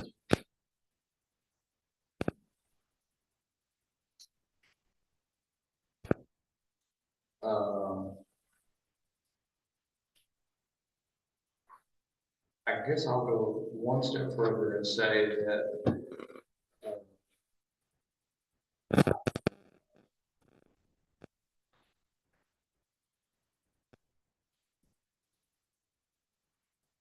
I had a follow-on meeting after the second interview, and I think that I was pretty clear with Mr. Walston about our expectations and our needs. And I've had conversations with others. I see Constable Busey in the back of the room, and he and I have had a discussion before about management styles, and I think we have similar management styles. We expect people to have to do their job, and sometimes it's not fun to, or certainly not popular to give out a speeding ticket or some other type of citation, but you do it with professionalism and a smile. That's the Blanco County standard we expect. And so I had those conversations with Mr. Walston, and I think he understands those expectations, just so you are aware. That said, I wanted to ask you all what you thought about, everybody comes on a probationary period. If you, I think the standard in the personnel manual is 90 days. I don't know if that can be flexed or not, if it can be longer. If you were interested in what you were interested in a probationary period, and also if you had any interest in a commissioner's monthly report card. Because this is a whole new department, it's a whole new individual, whole new situation. And this person will be working with each commissioner. If each of you would be interested in providing a report card, say monthly for the probationary period, just throwing that out there. Commissioner Riley's got a really thorough. Well, I mean, I don't know how much in 90 days I'm gonna be working directly with him to give any kind of, there might, in that 90 days, there might not be anything to report on. That's a good point. Good point. I still like the idea of 90 days. Definitely.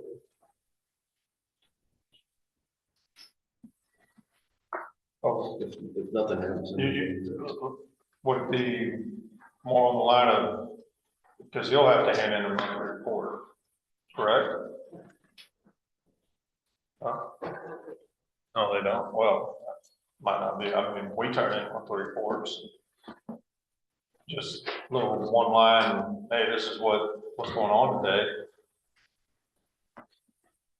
I don't see that as a problem. I mean, you easily say that, you know, I did 3 911 addresses and inspected 2 inspections on, you know, Monday the 1st, and then whatever on the 2nd, whatever on the 3rd, stuff like that. I mean, something like that. Or whatever the status is on this.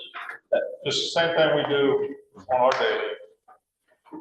I think that would be more feasible than coming to us and going, hey, what do you think he's doing? How about that with 90 days probation?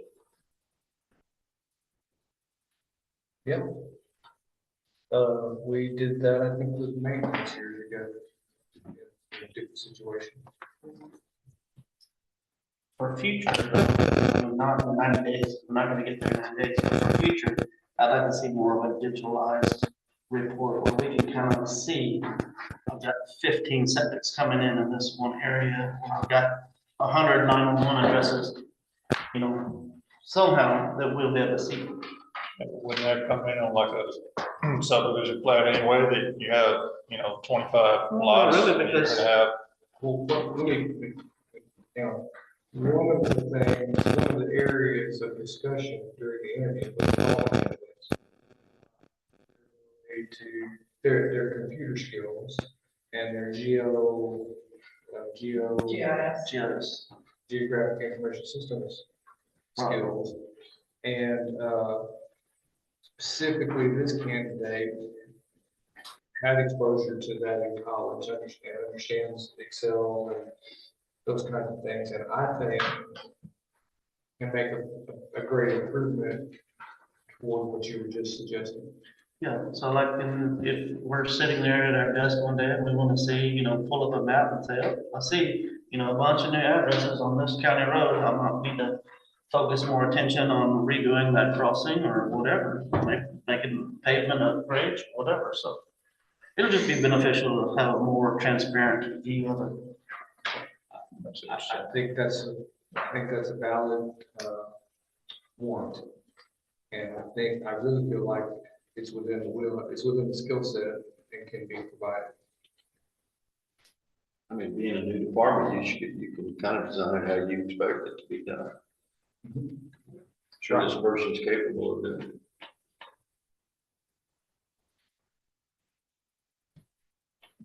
Anyone else, anything else? There is a motion on the floor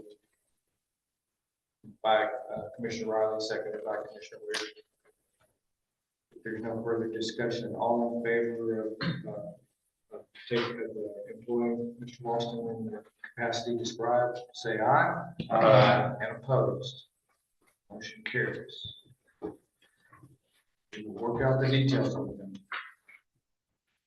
Taking us to item 9, form building. Ms. Earl is not here, or is Ms. Ashby. As I remember, they've already used this program, and we're asking to. Just to renew it, they had it for last year. Right. Make a motion to authorize the county judge to enter into a contract with Thomas Ritter to renew the form builder program for the county attorney's office. Is there a second? Second. Ms. Reed, discussion. All in favor, say aye. Aye. Opposed, motion carries. Item 10, an interlocal with Kerr County for Blanco and Kerr County to share, to reciprocate with each other on jail. I'll make the motion. Although the truth of the matter is, it's mostly gonna be us taking Kerr County inmates. That's all I'm saying. No, We're not taking theirs, they can take ours.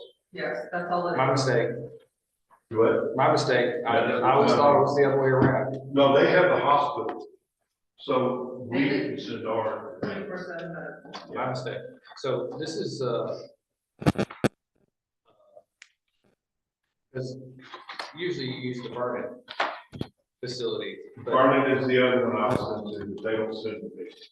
Right, but they have a medical wing, They do, but, so they're a little cheaper, and this is another option for us. yes. Is there a motion? Make a motion to authorize the county judge and the sheriff to sign the revised interlocal agreement between Kirk County and Blanco County for jail services. Is there a second? Second. Commissioner Riley, discussion. All in favor, say aye. Aye. And opposed? Motion carries. Item 11, same thing with Plano County, but maybe I'm right about this one. Yeah, well, we're going up. No, but I mean, we usually receive Plano County. Yes, that's all. Make a motion to authorize the county judge and the sheriff to sign the updated interlocal agreement between Blanco, Llano, Kendall, Mason, and Hayes County for jail services. Is there a second? Second. Mr. Eager, discussion. All in favor, say aye. Aye. Opposed? Motion carries. Before we move on, just would like to point out, that am I right that even though you say we're going up, we're still Still the cheapest. for them. the Walmart of jails? Yes. Paving bids, commission, precincts 1 and 4, public notice went out and appeared to be 4 envelopes. 3 for precinct 4 and 1 for precinct 1. There's one in here for both. Okay.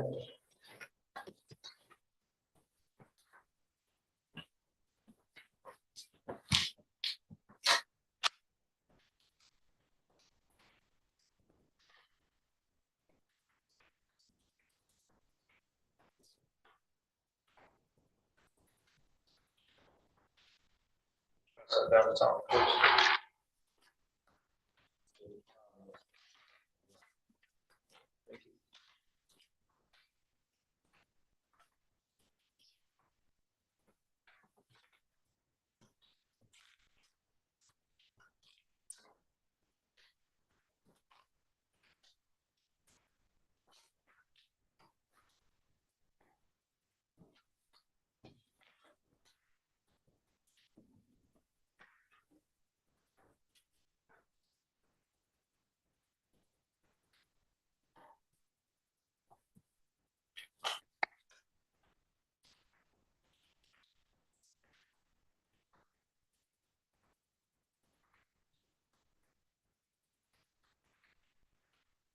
So I'll go first.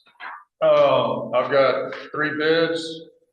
I've got one from Available Construction with a total bid with a total, let me see how to word this, the chip seal bid of $197,136.49. And the alternate bid for the 2-inch of hot mix on 3 cul-de-sacs at $22,320.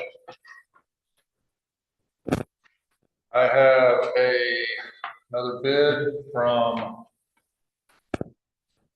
Titan Milling for a total of $248,000. Wait, sorry, and that's Tommy. Sorry, scratch that. Titan Milling, total bid on the chip seal of $198,969.73, with the alternate bid of the 2-inch hot mix on the cul-de-sacs of $60,000. And then I have a bid from Cox Paving for a total of $191,535.26 with a zero bid on the 2-inch hot mix because they're not going to do that. Did he include the cul-de-sacs in the 191? Yes, the cul-de-sacs are there.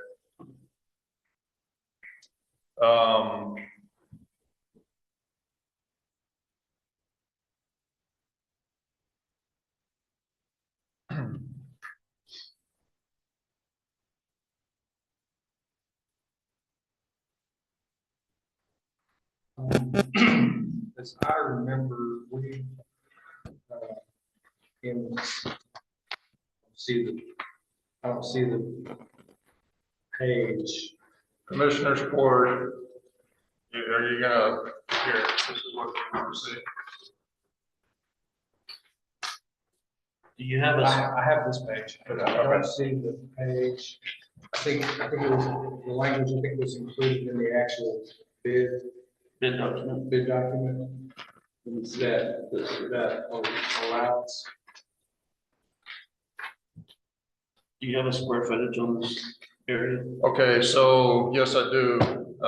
It's 75,081 square yards, which with mine takes 790 cubic yards of rock and 33,787 gallons of product. Cox was going to use asphalt rubber. Titan is going to use their bids for AC20, TR, and available construction is AC 15 feet. Following. So after, after all the time and effort spent to talk about and wordsmithing on best value, it didn't make it into any bid. Right?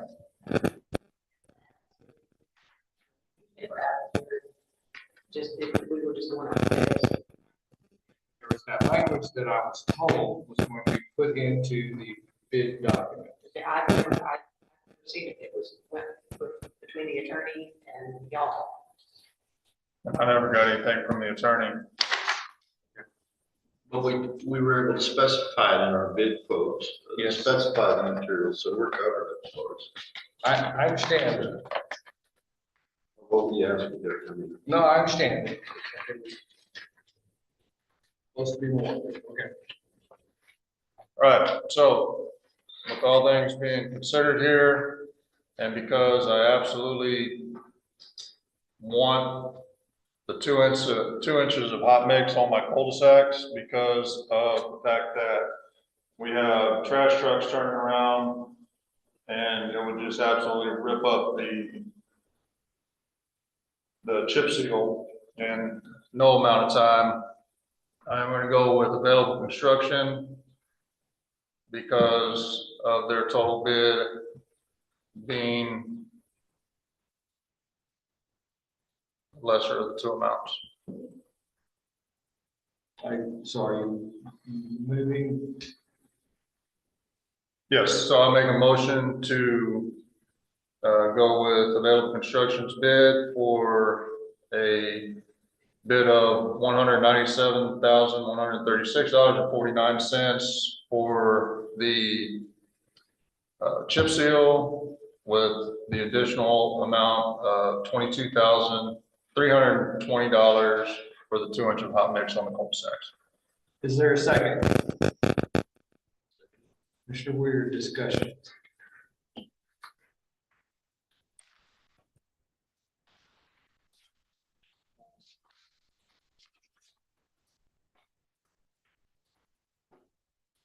So on the specifications, it was, y'all talked to them about all the specifications that they could bid it, or, you know.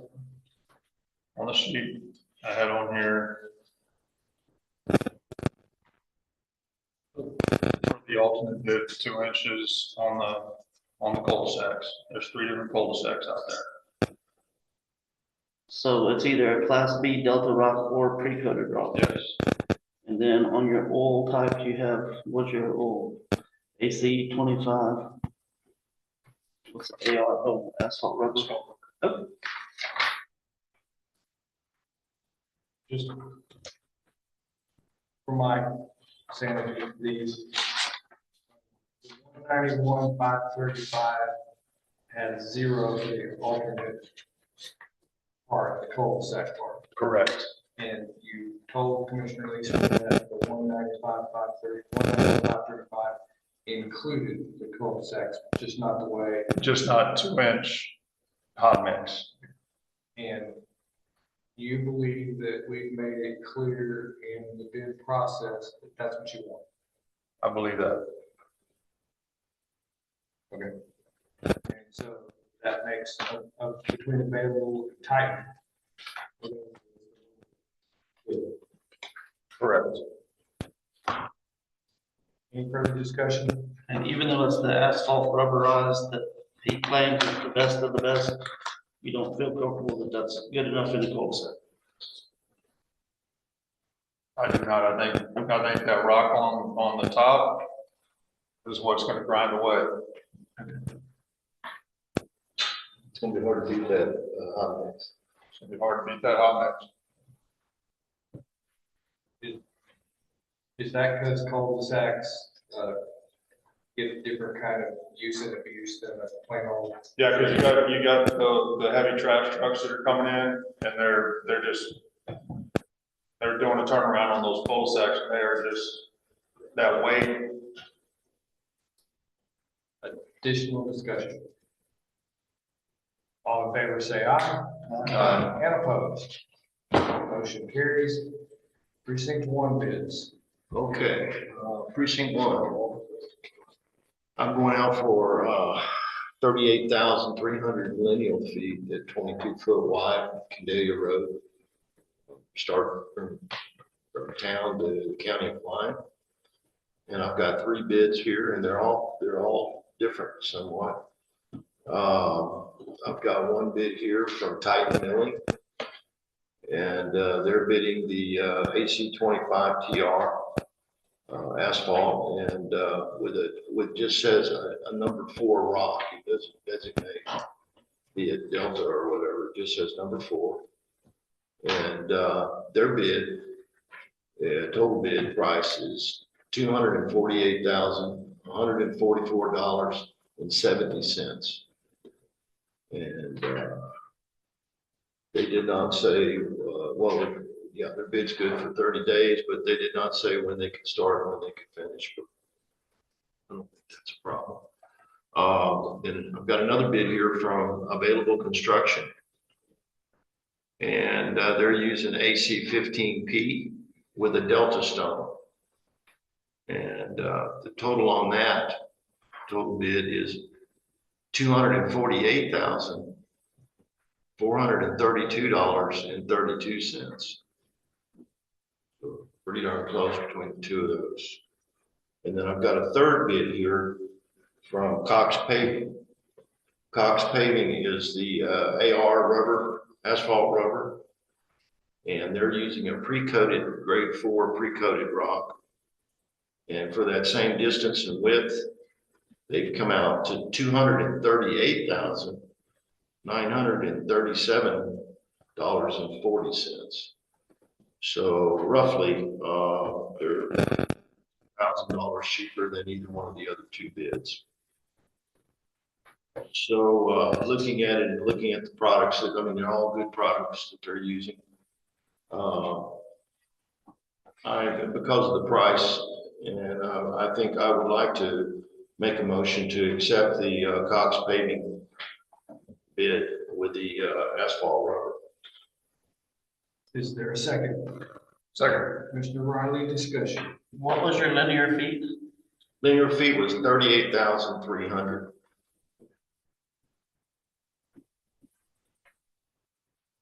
It's like 7.2 7.2 miles, something like that. Further discussion? All in favor, say aye. Opposed? Motion. Who's the second? Commissioner Riley.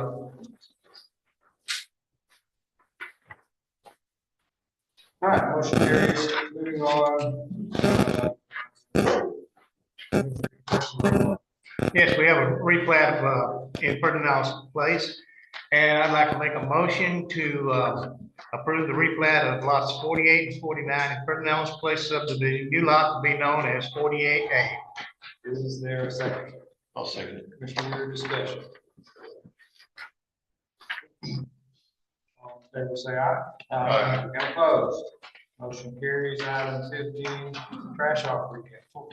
14. Oh, I'm sorry, I missed one. 14.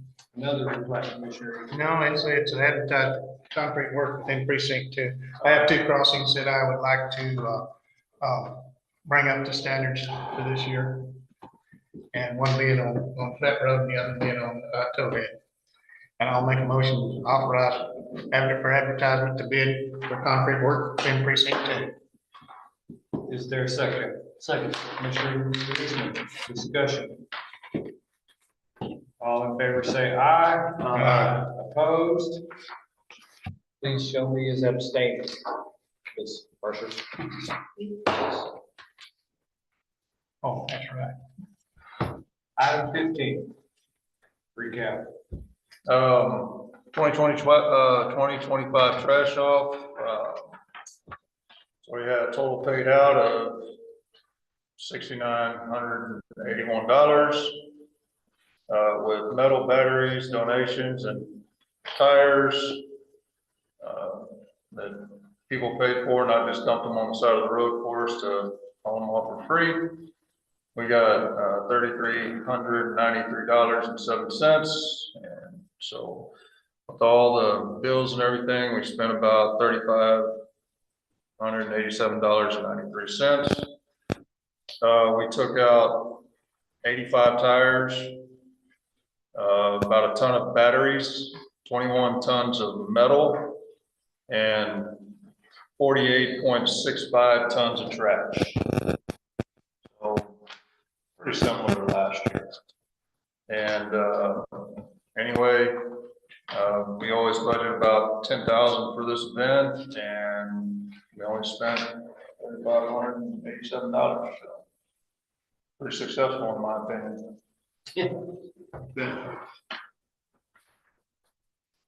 Anything else on that? I don't think there's any action to take. Burn ban, just the standards on it. The only question I have is, seems like we have more materials. I printed that out. And then just this additional. Okay. You're not trying to send any kind of signal or message? No, sorry.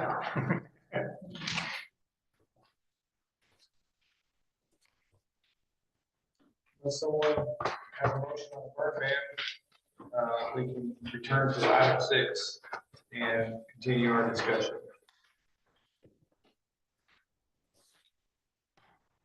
Kathy?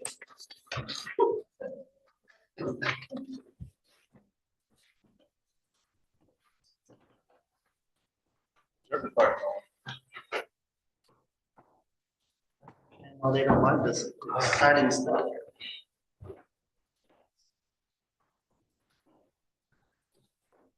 I think we left off on page 54, 208, 120.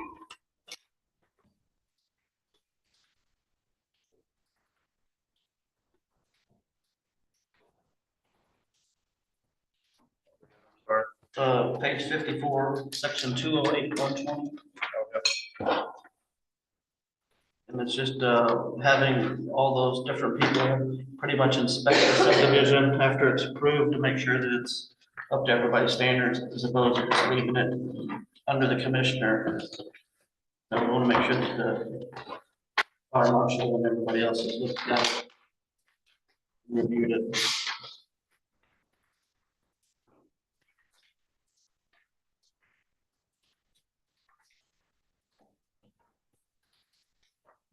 And then on page 59, under subdivision standards, 300.110, it's just a correction in the section from 202.306 to 202.4016.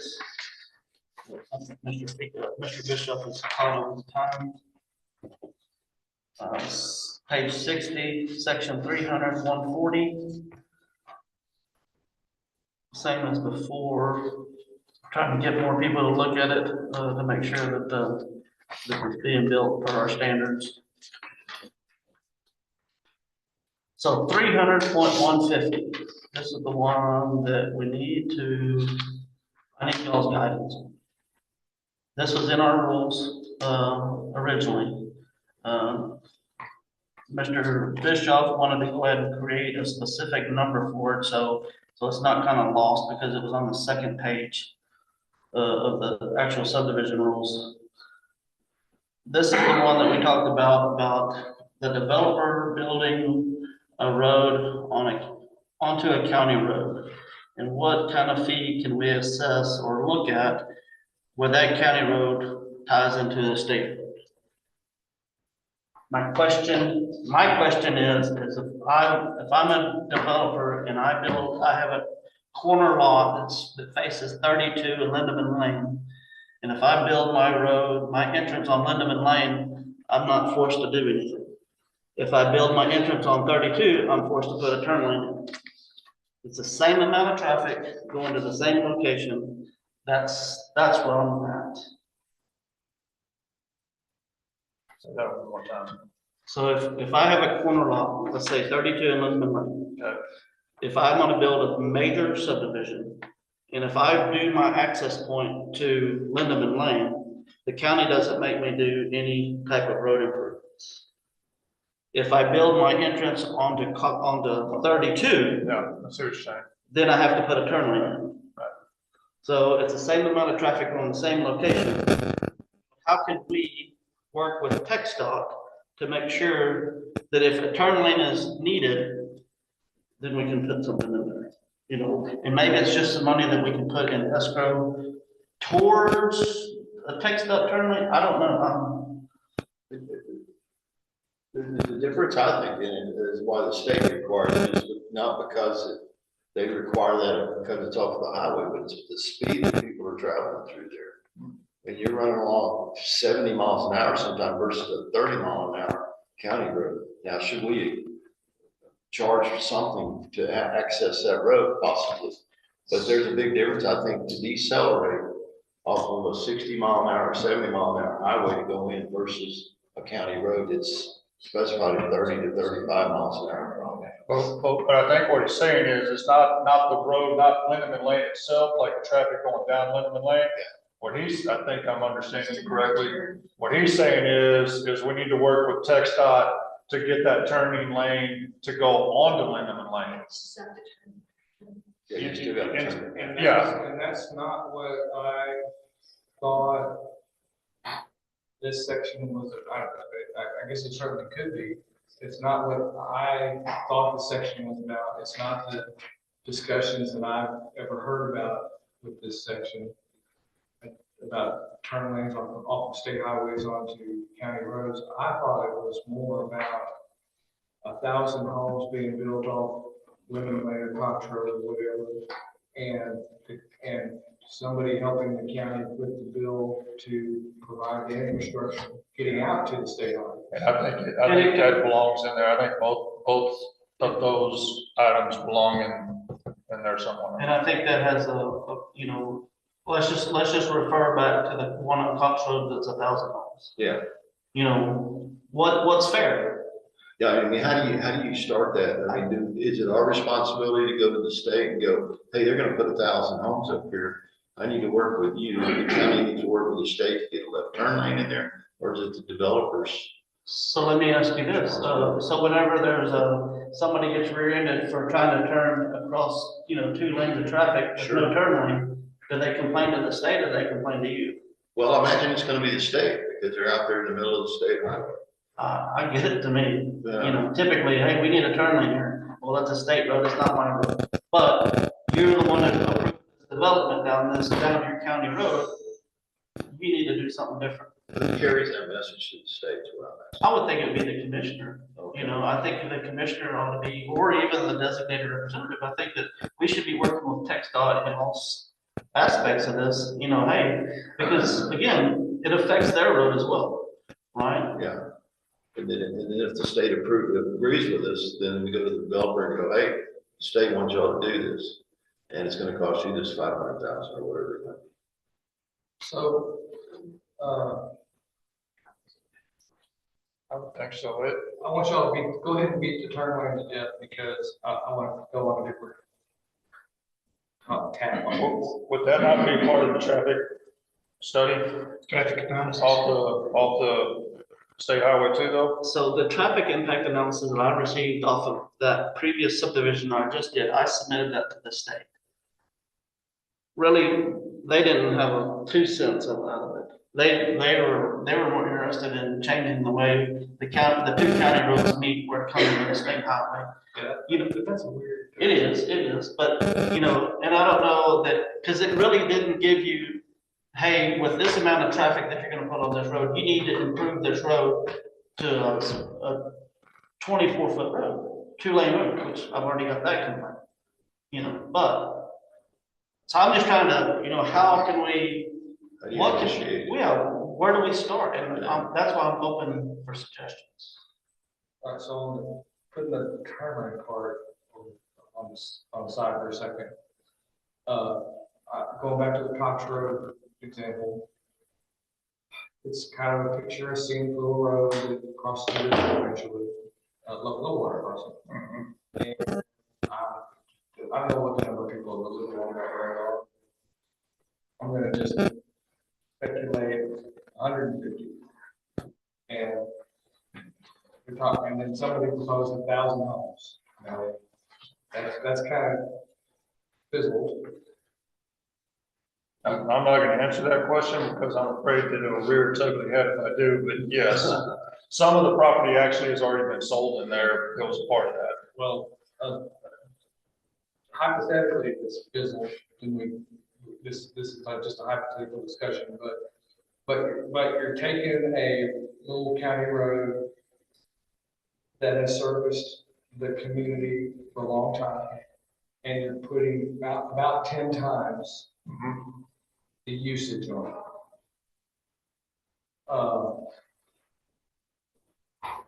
And, you know, and the developer's gonna argue, that road's been there forever, why should I have, you've been responsible for that road for 100 years, or whatever it is. Why should I have to build your road? And, you know, the other side is 10 times is a lot. Right. So I don't know what the answer is, I just feel like, and then the argument's gonna be, well, why do I have to go to both state highways, why can't I just go to one state highway? My answer is because because it looks, just looking at it looks like people are gonna go both ways. Right. So Mr. Bischoff's thought process is if we, for an access driveway permit for a subdivision, we do a fee per lot, and every subdivision gets the same fee. That money will either go, if you're, you know, really pushing for the TxDOT turn lane, maybe we can set up an escrow account with TxDOT that, you know, we're putting money in here for this, or maybe it's on road improvements to get to that subdivision or whatever it is. So can we be effective? Because I'm asking because I've only heard speculation or rumors. I'm thinking of the one up on 290, what's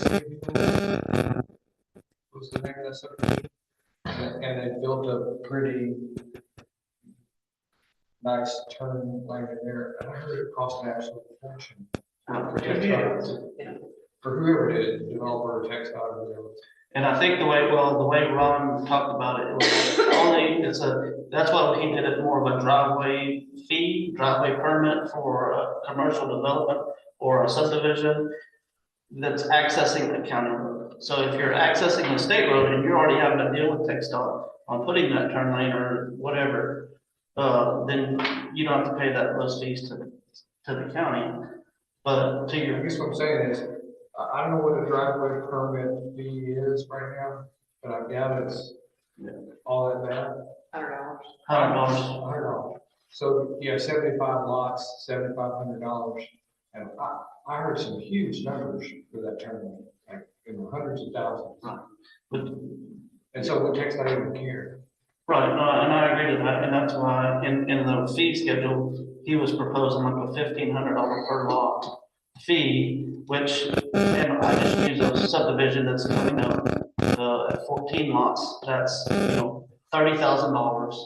And I told him, I said, well, $30,000 is gonna pay about 3 miles of a county road that currently does not have a turn lane on it. So, I mean, I could use it for infrastructure to work on the road to get back to the highway.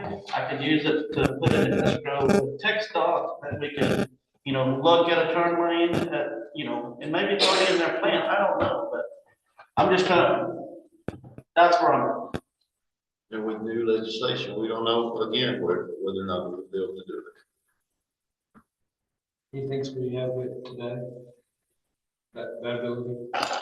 I don't know, that was his, he put in the recommendations in there, and what Ron did is he did as we have them specified in our rules, you have a local, a minor, and a major. He did a different fee for every, and I don't know if that's the right way to do it or not, but I'm just saying that's how he decided to make it beneficial.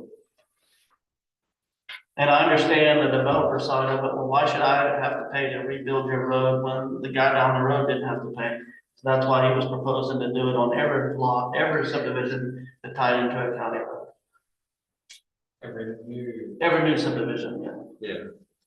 But as you've seen in our last, development, we're already the highest, on fees paid in the surrounding counties. Yeah, we're number one. So again, I'm open for suggestions. I think it's something that we should really be looking into.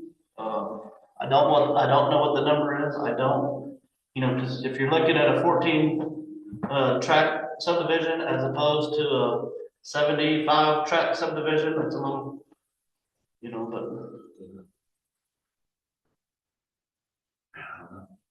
We already figured things on ADTs anyway. I mean, you can determine the traffic based off of that. Yeah, but I mean, like in our fee schedule, we have review fees for for consultant basically, which that would cover that. The other fee that we have, the 1,500 plus X amount per lot, technically that should be able to be used for salaries for people that are doing our subdivision stuff, right? The fees that we have, the $1,500 plus $150 a lot, that money should be able to be used towards a person doing subdivisions, a salary. Let's just say, Mr. Walston is our development manager. I don't know. Or maybe we hire somebody that oversees all subdivisions. That money should be able to be used to offset that cost, I think. And where I'm trying to go with that is the developer can't come back and say, well, you're charging all these fees and you're not doing anything with them. Yeah. We can show that we're using those fees to pay for, your service. I wonder if other counties are doing it. So anyway, that's something that just to think about, obviously, because I don't know what else you can say about it. You got any thoughts? No, I'm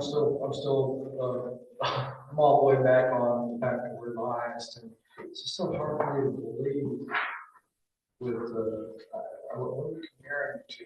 It's just hard for me to believe that Hayes and Travis and Williamson don't charge a lot of money to do. Well, I don't know that that's factual either. That's somebody that's spending money. I can't 100% say that that's the truth. Well, but I can see it in these counties that have 10 times the population we have.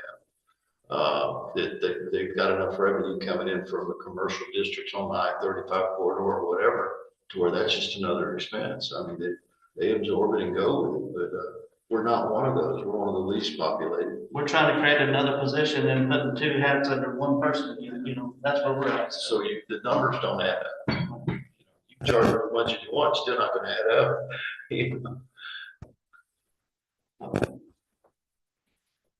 Anyway, that's that section.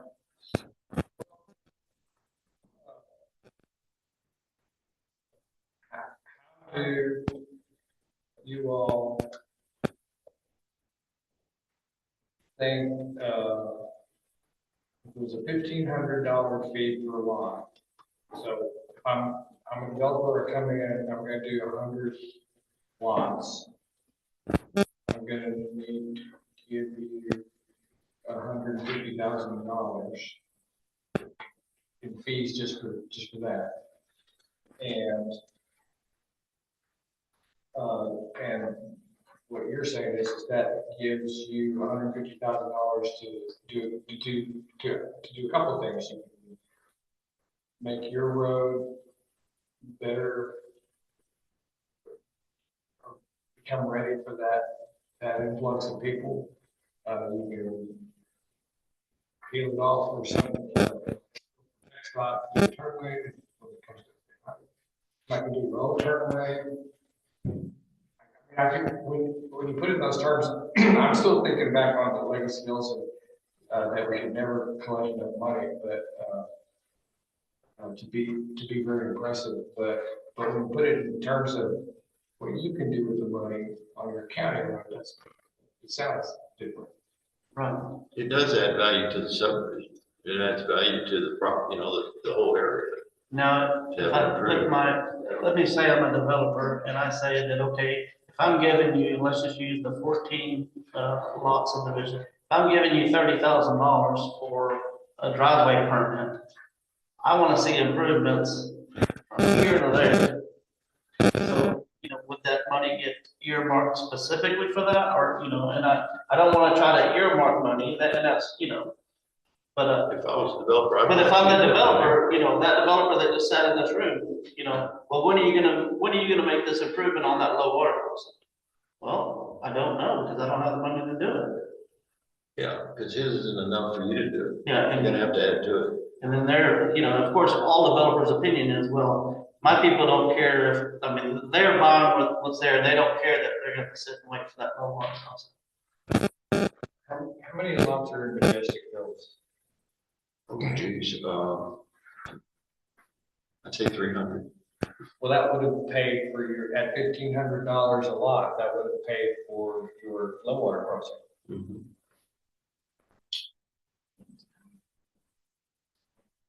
Yeah, Which you specifically made to make an improvement for all the amount of traffic that's increased on that county road. but what I did get out of it was 1,600 tons of material, which wasn't Well, I'm near not that. saying you got a bad deal, but I'm just thinking ahead for future. Yeah, but and it depends on the developer too, because if You can't say that. You can't say it depends on the Well, developer. it does, because I've seen some that threw in a lot, and some that didn't throw it in, it cost you more money than ever. And that's what I'm trying to say, that it has to be across the board, so for every Oh, I agree with developer. that. Yeah, same. I agree with the So Jordan. you can't pick and choose. Yeah, And you guys, it's $150 a lot, not $1,500 a lot. It's $1,500 application fee and $150 a lot. But look at my proposed fee schedule. Right there, that's what I'm referring to. Oh. I didn't get to that page yet. But how, let me ask you a question on that, okay? It paid it for, is only the engineer review fee paid it preliminary? Because how am I supposed to deem what the cost is going to be? I have to rely on Ron. Right, so the engineer review fee and the development fee, whatever, it used to be FEMA development The fee. drainage stuff, Yeah, so those two fees are due up front, and then you're gonna be relying on Ron to do your calculations. But only the seven, for the development review fee, FEMA review fee, it's only $750 because you have no earthly idea what the reimbursement, what his cost are. And we can always try to add that into our next fee, you know, so when we come down to when they actually submit their plat, here's the remainder of your fees. And that's kind of where I was going, I was just, That's kind of sort of what I did yesterday. Yeah. yeah, but I'm trying to put it on paper. Yeah. So there's no questions asked. Yeah, they were telling us we didn't have anything listed to that. We showed them, we could. That's kind of why I edited my part of it yesterday when I did. So you're saying that one out on Cox Road, is that what, if we were still talking about that one, that would have been $2,500 per lot? Yes. With what we're looking at here?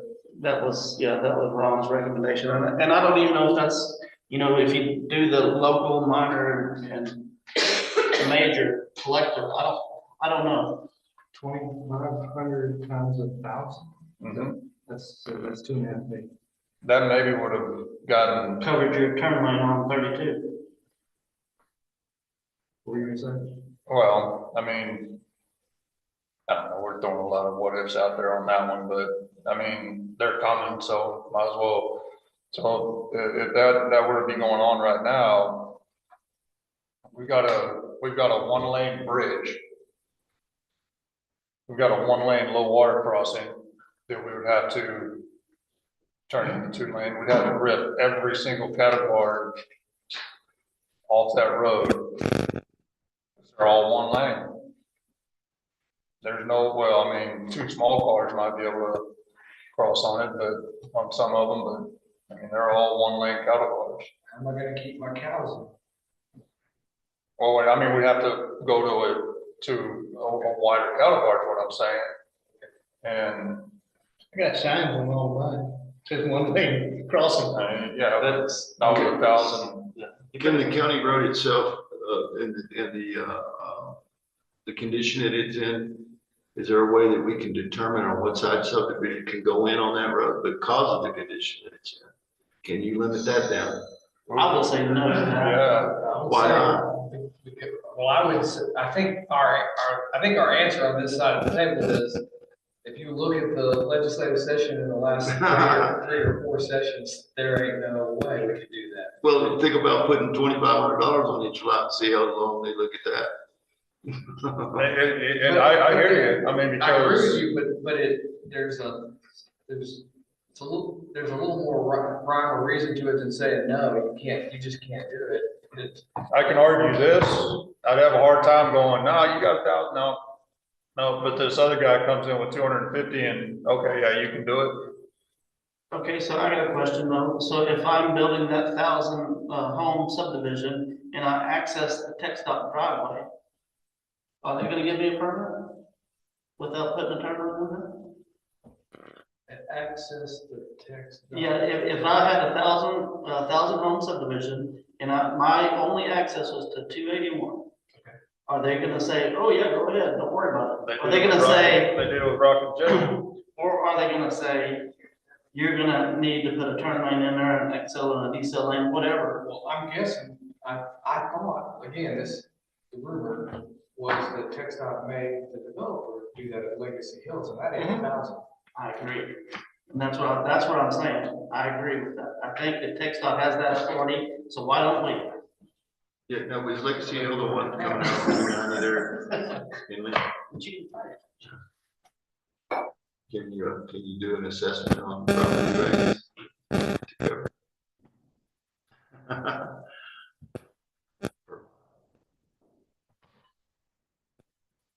I just know the more that we don't do it, the further we're getting behind, right? Because everything's getting developed and everything's getting developed. Everything is gonna be on, there's only so many access points on the major highways, so they're gonna start coming to the county roads. We're gonna have to step up and keep increasing the volume of traffic on our county roads and making our roads handle that traffic. No, I agree, and they need to be brought up quite a bit, so. Well, so what do our fees total up to now, or would they total up to? I didn't even put the numbers on. What's that? I'm just curious what the total would be for a lot. The fees. Oh. I can't do that kind of math in my head right now.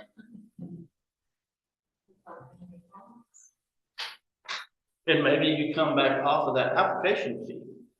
Maybe you reduce that fee to do a driveway fee. I don't know what the answer is.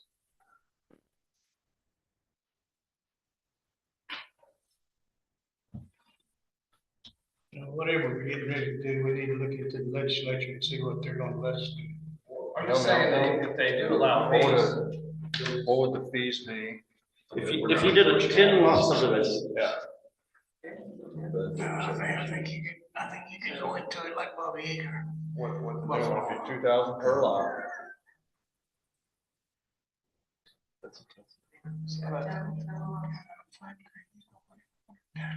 Out there on Casper still.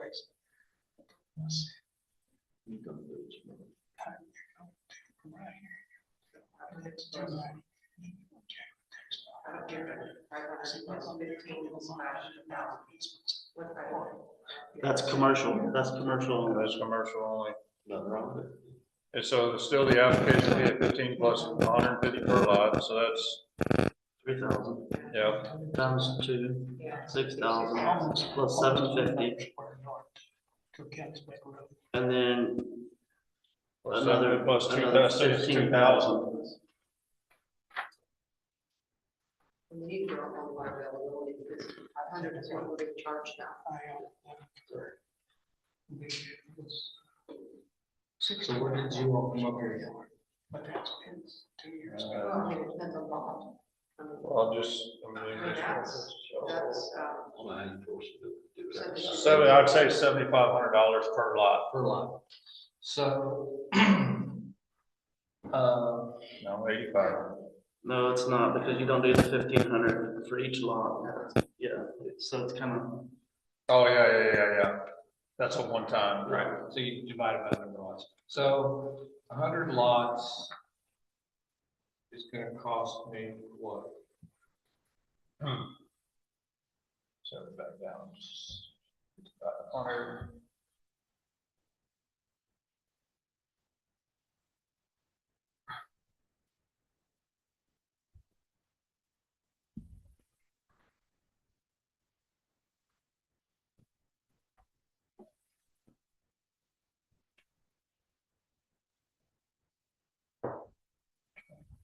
$300 times 100 Is 30,000.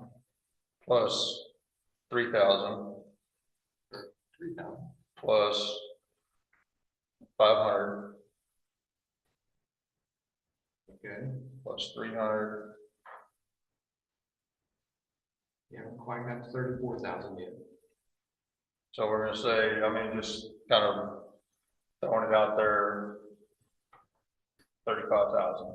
For 100 lots. no, more than that. No, it's 300, no, because that would be for 10 lots. Okay, For 100 lots, it'd be 300 and something thousand dollars. $350,000. all right. So $350,000 for a pretty good sized subdivision.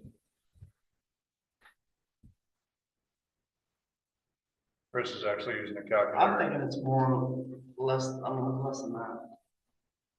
So $200,000. If you did the driveway permit, at $1,500 a lot. I was doing 2,000. Yeah. And when we say a lot, it doesn't matter whether it's a Rock and J kind of lot or a 5 or 10 acre lot. I would think it would be the same because it's a lot is, you're gonna base your houses on the same. You figure it on ADT and it doesn't matter how big it is, it's 10 trips a day for whatever. Yes, yes, it's road usage. Well, I mean, the argument is, the developer's argument is that, it's, they can't even do developments in Wayne County anymore because land prices are too expensive. And if we creep up another couple $100,000, they have to factor that in, but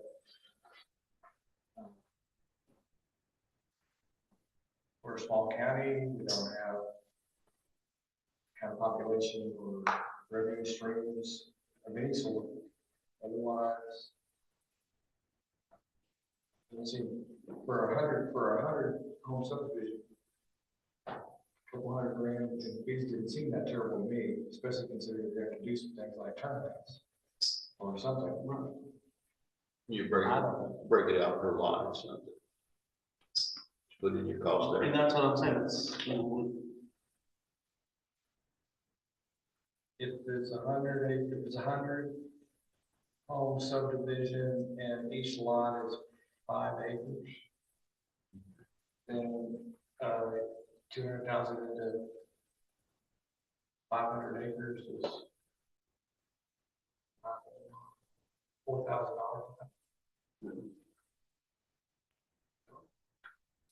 Yeah. But that's 4,000 an acre, that's gonna, And most of them like it's gonna take, probably 100 acres in runs. Not that much, but it's. but again, though, if I built it on the state highway and TxDOT forces me to install a turn lane, I'm right there at the same number, Yeah, I got you.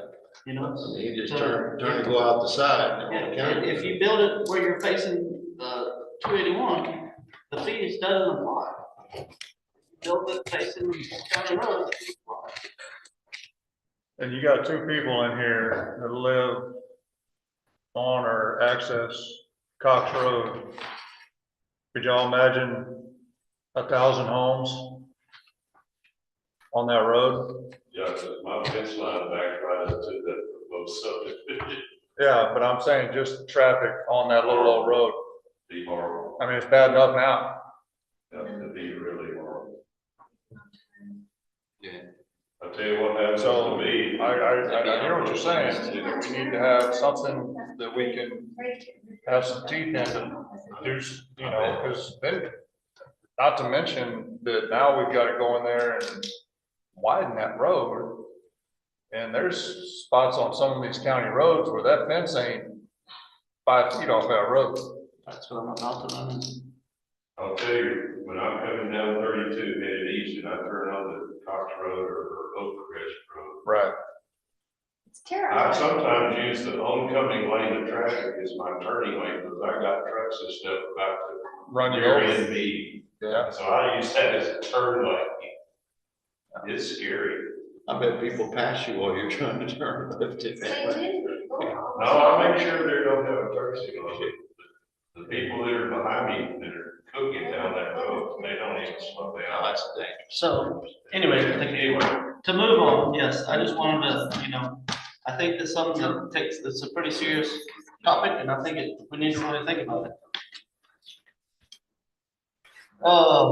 Moving on to page 62, Tommy. Hang on. I would like to address 61. 61, okay, The table, yeah. I actually had a phone call on this the other day. It was.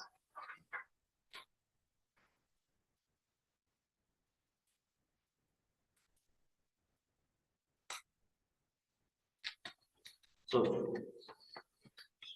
She wants something besides a blank. yeah, She doesn't know how to answer a blank. What are we looking at, man? The table on page 61. Yes, sir. Under minimum lot sizes. so Rock and J was what, 0.25, And even smaller. even small? Yeah, I think there was one in Rock and J that I remember, it was like 0.12 something. Okay, but if, let's just say I'm in the city of Johnson City and I have a public water system and a public sewage system, their lot is, In Blanco, it's 5,000 square feet, that's the minimum? 5,500, Ours is 7,500. 75 by 100. Yeah. Some of the subdivisions they're building. is So, I mean, but if I'm going through but then again, you're getting into that, you know, that's that, you know, you're building a town basically. Yeah. Which, you know, you almost have town forced upon us, so. Groundwater. But if you build that type of infrastructure, if it has a public water system and a public wastewater system, you know, somewhere in those lines, those fire hydrants are a mandatory thing. Sure.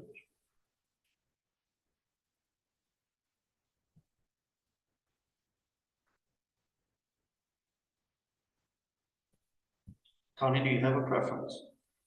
No, I just, You would just like to I have just need something a in the number in links to, there. because it was a. What's we our needed minimum lot discussion the size other gonna be day. in Blanco County? Is there statute? Does anybody know?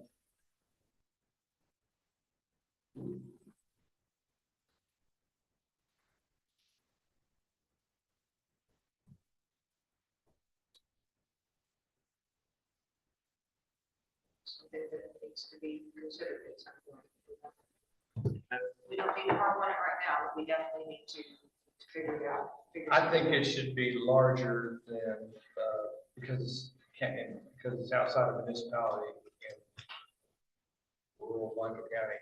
I think it should be larger than either the city of Blanco or the city of Johnson City. I don't know what that means, because, Rock and J's, no, there are some lots of Rock and J's that aren't all that big. However, the way that community is transformed is by combining lots for years and years and years.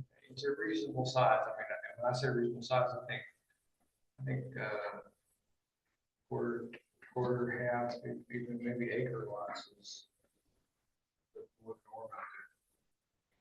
normal. I would say on average out there, probably 24, somewhere, by the acre lots and then plus the combined lots and everything. But, when they first opened it up before a single thing was done out there, I would say quarter was. Well, if you took some of our, regs that we have now, such as going back up into ADT again, that determines the widths of the road. So average daily trips, number of lots determines the width of the road.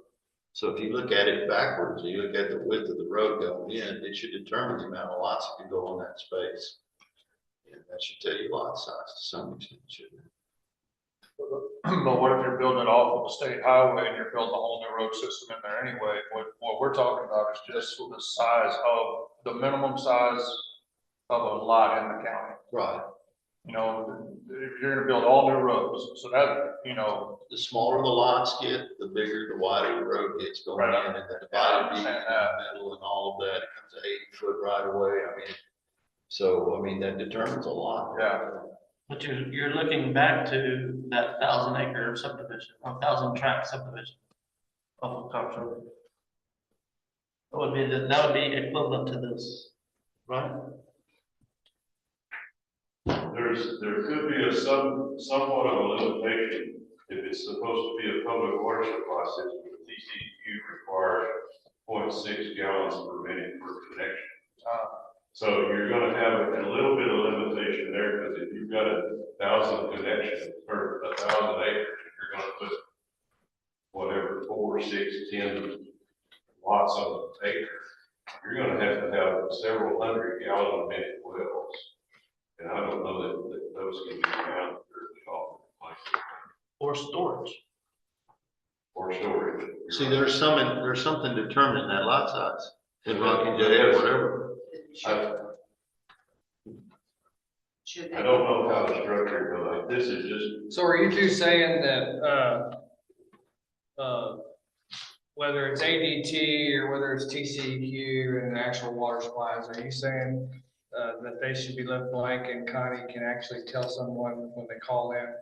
We don't have a minimum size lot when you have a public water supply and a wastewater treatment system, because you two think the practicalities of it are gonna take care of take care of it, and we don't have to come up with minimums. I'm not saying that. I think that still we need to think about it, figure out how to word it. It might be a quarter acre. I think that's what Rocky and Jay started out. There was a bunch of controversy years ago when Blanco County had some limits on it was 5 acres 3 acres, 1 acre, I think, and then they found out that no, if they've got a public water system and a public or electric sewage system, you can't restrict it. That's why Rock and Jay went order 9 months. But I think that the water can be a justification for lot size restrictions. But you'd have to back that up with some serious analysis and justification. Well, 7,500 square feet is in the neighborhood of 0.18 acres, so it's a little less than 2/10 of an acre.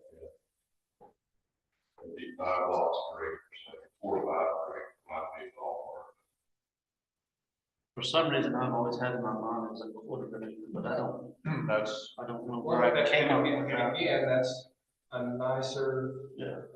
that's a nicer, we're outside municipalities. Right. So to me, that's a nicer floor. Yeah, the cities used to think like that too. They used to take an acre and cut it in 4, then they started cutting it in 6.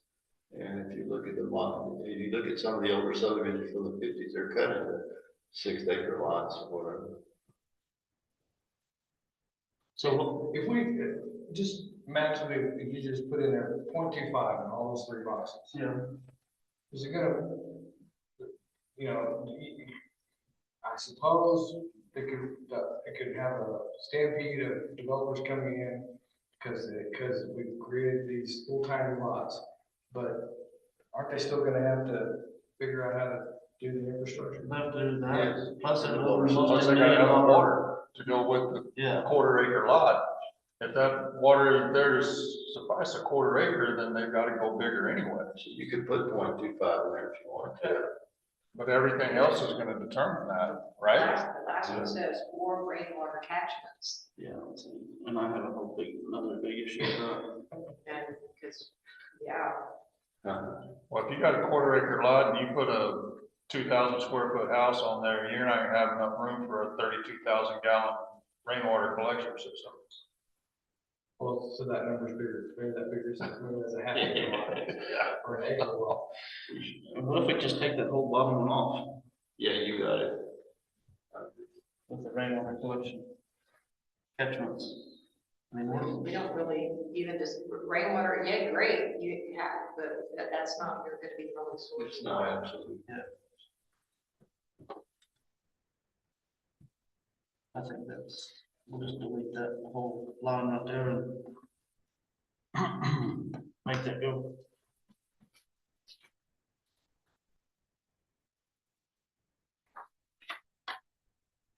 Good.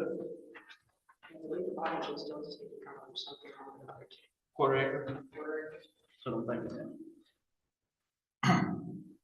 Okay, so on page 62, in section 301, 130, this was a question for Ron.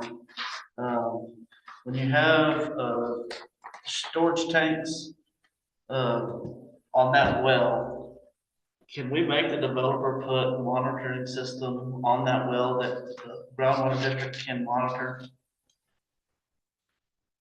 Or what is the groundwater district's technique when they're monitoring wells? Well, there's a couple different ways. Sometimes we would have a monitor well where I would go out or somebody would go out monthly and just physically measure. We installed some automated systems. There's some issues with those. You still have to go out and check the darn things and they screw up and you have to go recalibrate them and things like that. But as far as this supposed proposed requirement, I'm very uncomfortable with that because of several reasons. Let's say you had 2 or 3 subdivisions right in a row marching down 281 or something.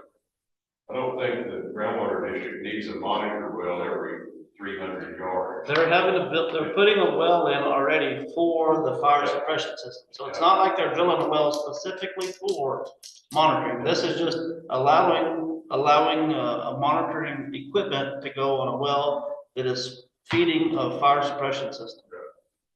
I understand that. But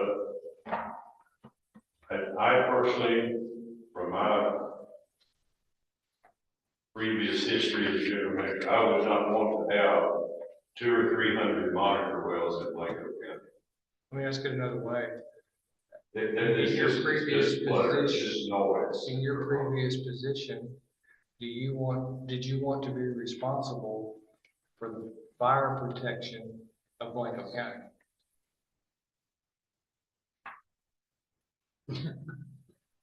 All right, maybe I missed, all right. I thought we were talking about just setting up a monitor well. but We this are, is- but this is all about monitor wells for that are involved in fire protection. And basically by kicking those words in there, whoever's over there at BCPGD will be the first alert system of whether or not there really is fire protection, because they would be the only ones that would know if that well's operating. I don't, okay. What if it works as capable of monitoring equipment? Where, I mean, and I don't even know what your monitoring equipment looks like. So I don't know if there's something specific that goes on the well that you need to be able to look at. It's usually some equipment that's downhole monitoring. But in this case, it'd be more useful to know if the tank was full, and if the well's working, so there's 2 data points. But I'm uncomfortable with the county requiring the groundwater district to accept responsibility for these wells. And I'm uncomfortable with the groundwater district. Well, I think it's backwards. I think the groundwater district asked for this. Yeah, they did. And they basically want the authority to over the wells or over the process, and I have a problem with that. I would prefer the groundwater district to negotiate with the homeowners association, or nothing like that. So let's just take it out. That's fine. Something like this, it's just very confusing.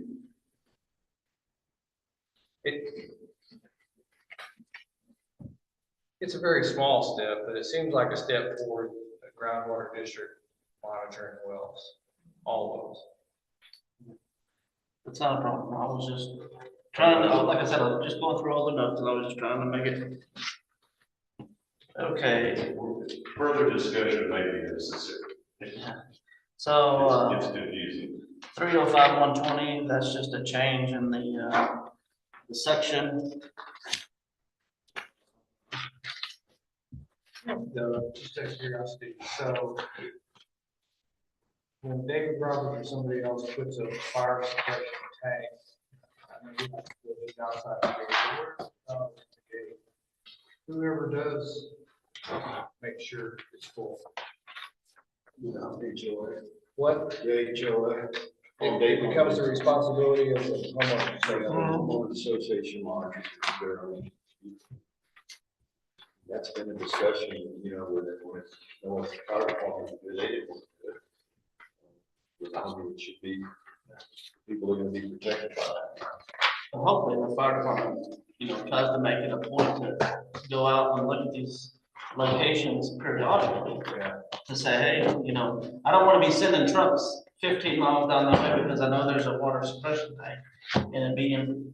I'll go ahead and say it though, when you start monitoring all these wells, then you're gonna get these stage restrictions based off of the water district, giving the stage restrictions to subdivisions and all these people out there.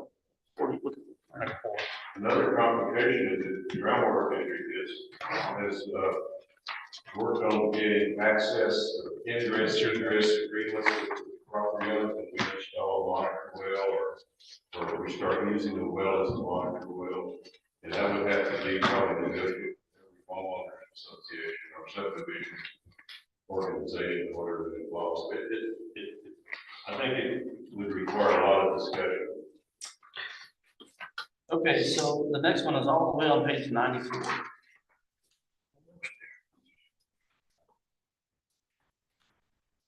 This is the chart that I put in here off of manual on uniform traffic control devices, I believe is where I got this chart from.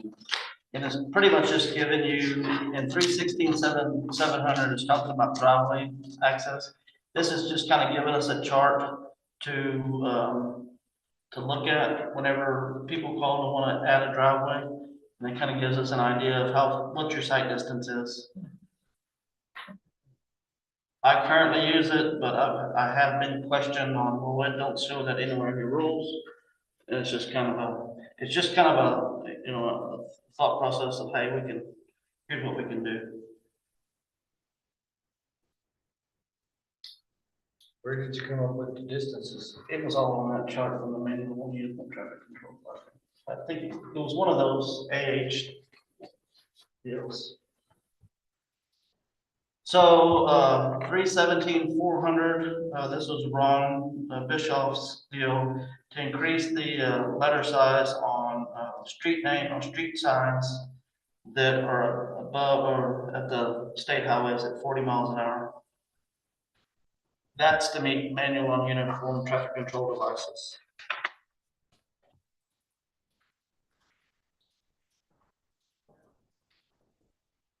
Background is that, no, that's. It's on county roads. Does it say that? Or county road, yeah, county roads have green. Yeah, The other one, the red ones have changed to brown. brown. Yeah. Yeah. For private. Making sure that the county was still appreciating. Okay, so on page 99 in your fee schedule, We should take a little bit to talk about fees. Just one quick question about your table.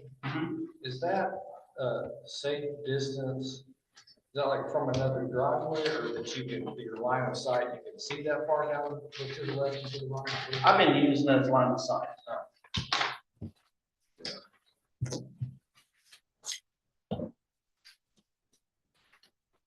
So on your fee schedule, on the driveway, the county road driveway, I added personal driveway as $100 deal. And then those next three is that what we talked about earlier. And then further down under engineering review fee, I have just paid at the preliminary conference. That one and the FEMA development review fee, which she changed to drainage study of development review, the review fee, both of those to be paid at that time frame.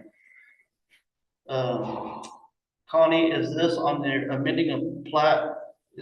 That's not the fee. You were referring specifically for RVs, right? But on your amending plat fees, I had a notification that that's kind of, you wanted to put that in there so you can. Right, the amending of plat, that is what's in the blue is what I'm actually charging for. Okay. Going back up, water availability, that 500 is the cost now. It used to be 250.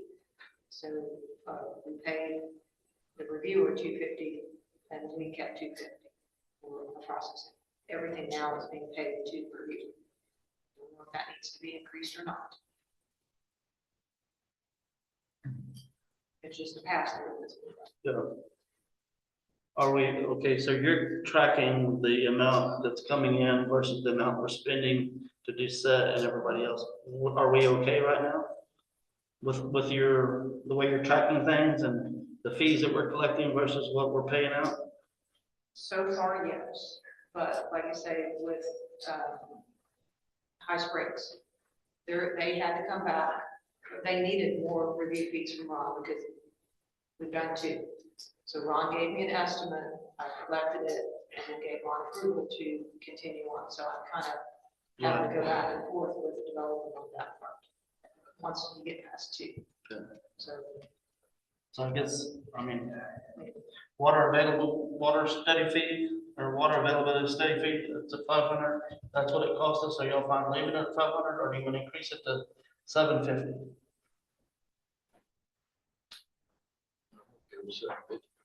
If it hadn't been done in a while, has it been increased in a while? No. You win the prize. So then on here, there's 2 commercial site fees, and that is specifically for a commercial development. Right now, we have a gas station going in at the edge of a subdivision that there's no inspections whatsoever.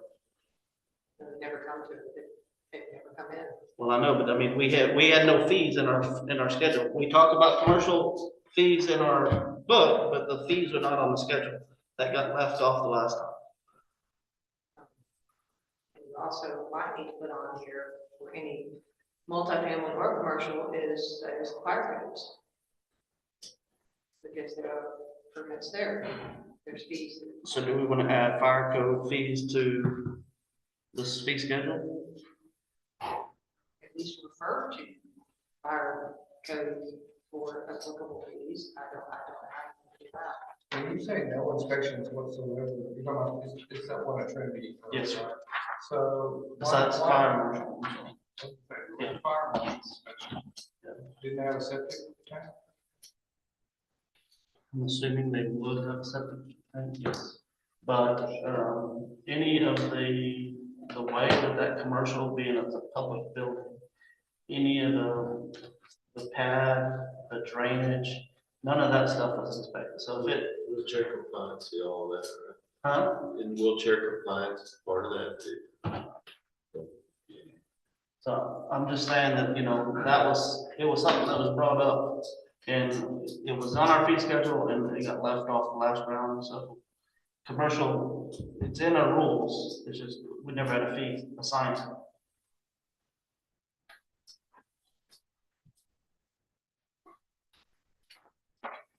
So before you go on, the one that says, subdivisions with no direct access to state highway or a minor collector. I think you all talked about this in describing, I was trying to get it in my head, so I can have a subdivision that has literally land that runs along 32, but I don't choose to make that my access point. Would that fall into with no direct, I mean, because it looks like it could have direct access, but I don't choose to do it that way. Right, because I'm not taking my access, I'm not paying TxDOT the fees. I'm gonna go to county road. Right. Okay. That's my thought. So but we're not taking the position that you have to go, you have some on our road, but you have some on the state road, you need to go out on the state road. And I don't know that we have the authority to tell them that. I don't either. I'm in that scenario right now. I have a piece of land that currently has a driveway on TxDOT right away, and now they want to put a driveway on the county road. And I've requested, why do you want another driveway for one? And they quit emailing me back.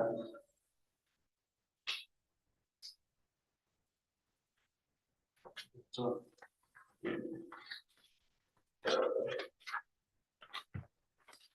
So in our checklist, in your subdivision planning checklist, Ron added the flood study. And then special flood hazard areas, he added some notes with those. Well, he added one whole check box to it and then added notes to that special flood hazard area. And then he added on local location and size of draining structures and roadway sizing, development culverts and detention. And then service utility company notes.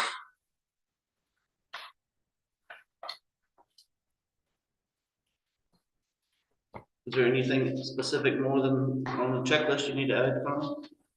We were talking earlier about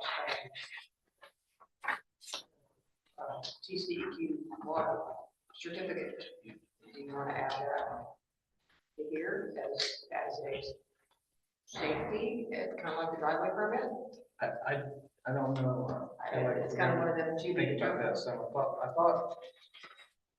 I thought we agreed that everyone would read this some more and think about it.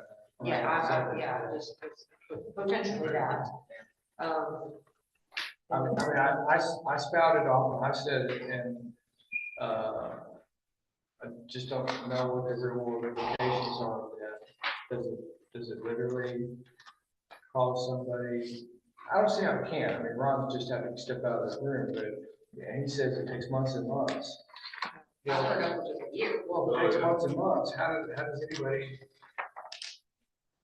sell a lot or? Yeah. I mean, because you're not allowing them to do anything until after that's approved. So they're dead in the water, I'll borrow them. But That's not true. Wait a minute, we're not allowed to do it. They do it all the time. They go out there and they cut roads and they put in curves and they do all kinds of crap before they ever tell us anything. I know, we know they're not supposed to, they do it anyway. Well, why are they not supposed to? It's just a risk they take. But I question as well, though. Road on their property. Yeah. They can do what they want. I question though as well, though, because like, for instance, the subdivision that just happened in my area, since it was approved through by order of law, that allows them to sell lots. Right? Yeah, it was approved, so they can. So they can sell lots. They don't have they didn't have the approval from the TCEQ yet. So I don't know what happens down the road, and I see where you're going, you know. It was approved by operational law because there was a full application on time. Right. Approval on the full application, and it would not have been. Right, I agree with that. I'm also like, I'm trying to get if for some reason they sell all these lots and then TCEQ comes back and says, nope, denied, how does that all play into effect? But haven't you seen, I think I know of one right now, off 290 subdivision that the left turn lane was gonna run out months and months and months. So they told them that, with a letter from the state saying that we are going to approve it, suffice, other than the permit. You know, because it's gonna take them so long to get to the permit part of it. And so I remember somebody asking that question in court here about, will a letter work?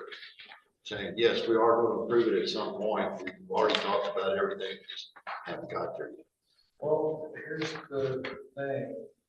Tell me, and I may be wrong, I may not know what I'm talking about, but they are gonna approve it because they've seen the diagrams and the drawings, and once it's built and it looks like the drawings and diagrams, then they'll approve it.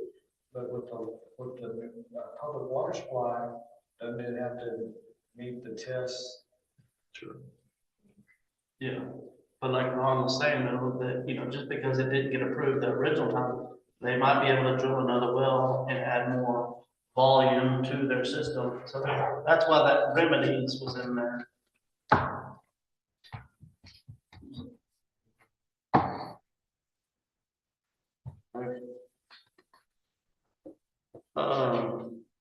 RV park checklist, this was a Ron Bischoff, just added that. And drainage structures and detention. Then I think we're all the way down, he added a sign location to the appendix figure 680, third to last page. And then this is the release form that I kind of come up with, and, you know, I'm hoping for wording, different wording on that to go from to release the construction bond and the maintenance bonds on the last page.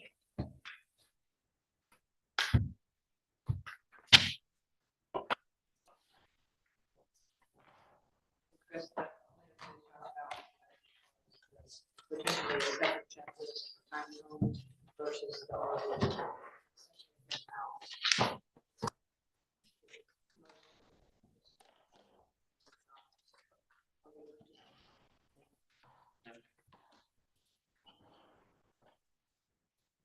It's your 50 years. Oh,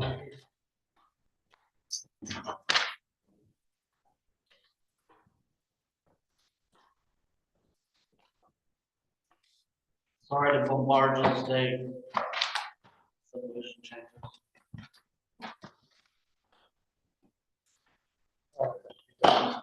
Had to be done. So, Commissioner, be open to motion.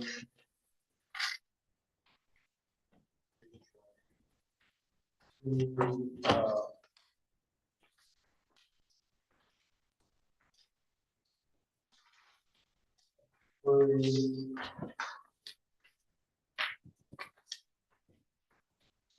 my singular change about or designee on pages 35 Don't know about that. Or it'd be just section 201, right? 201, 201, 202, and 202.360. 202, 360.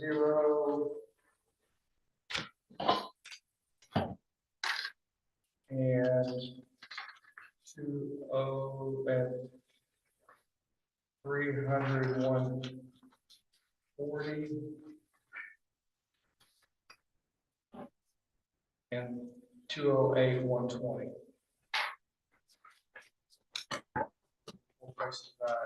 So that's the four. Yes. All right, so I move. Let's see here. I move to approve the updated Blanco County rules, development rules and regulations to show designee representative in sections 201.000, 202.360, 208.120, and 300.140. There's a second. Commissioner Eager, discussion. All in favor, say aye. Aye. And opposed, motion carries. When do we want to take this back up? The rest of the discussion. So I can go back and make the deals that we talked about today. However, there's a lot that's still to get done. Right. So do you want to take a shot at those paragraphs and stuff to try to make it all official? Yeah, I'm Side of gonna try to consult with you also. I'm gonna work out, but yeah. Okay. So what I'll do is I'll add everything that I can add that was done, that we talked about today, clean it up, submit it back to y'all. And then you can make the changes from there. So I don't know timing wise, how that will work. So we're all good on, we've had a public hearing, we have to have another public hearing? No, I don't believe so. I mean, We these were, just considered all of this discussion and all of this changes. Yes. Come back and we discuss again. yes, sir. Fair enough. So I'm gonna win, but maybe you look like you want to say something. I would not recommend July the 8th because that's budget hearing day. Yeah. It's gonna take most, so. I mean, unless we can clean it up and talk about it back and forth, and then just pretty much easily accept it on the 8th. Because I don't know. I don't think we can do it in 2 weeks and to come back in 2 weeks to do it. So we want to have a target of the second meeting in July. That's my suggestion. I mean, I know it's another month, but it's. How much can I do in a month?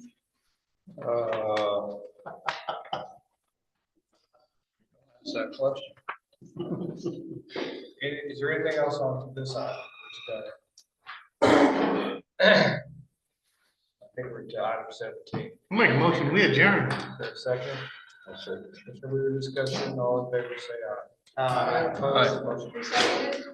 Who seconded?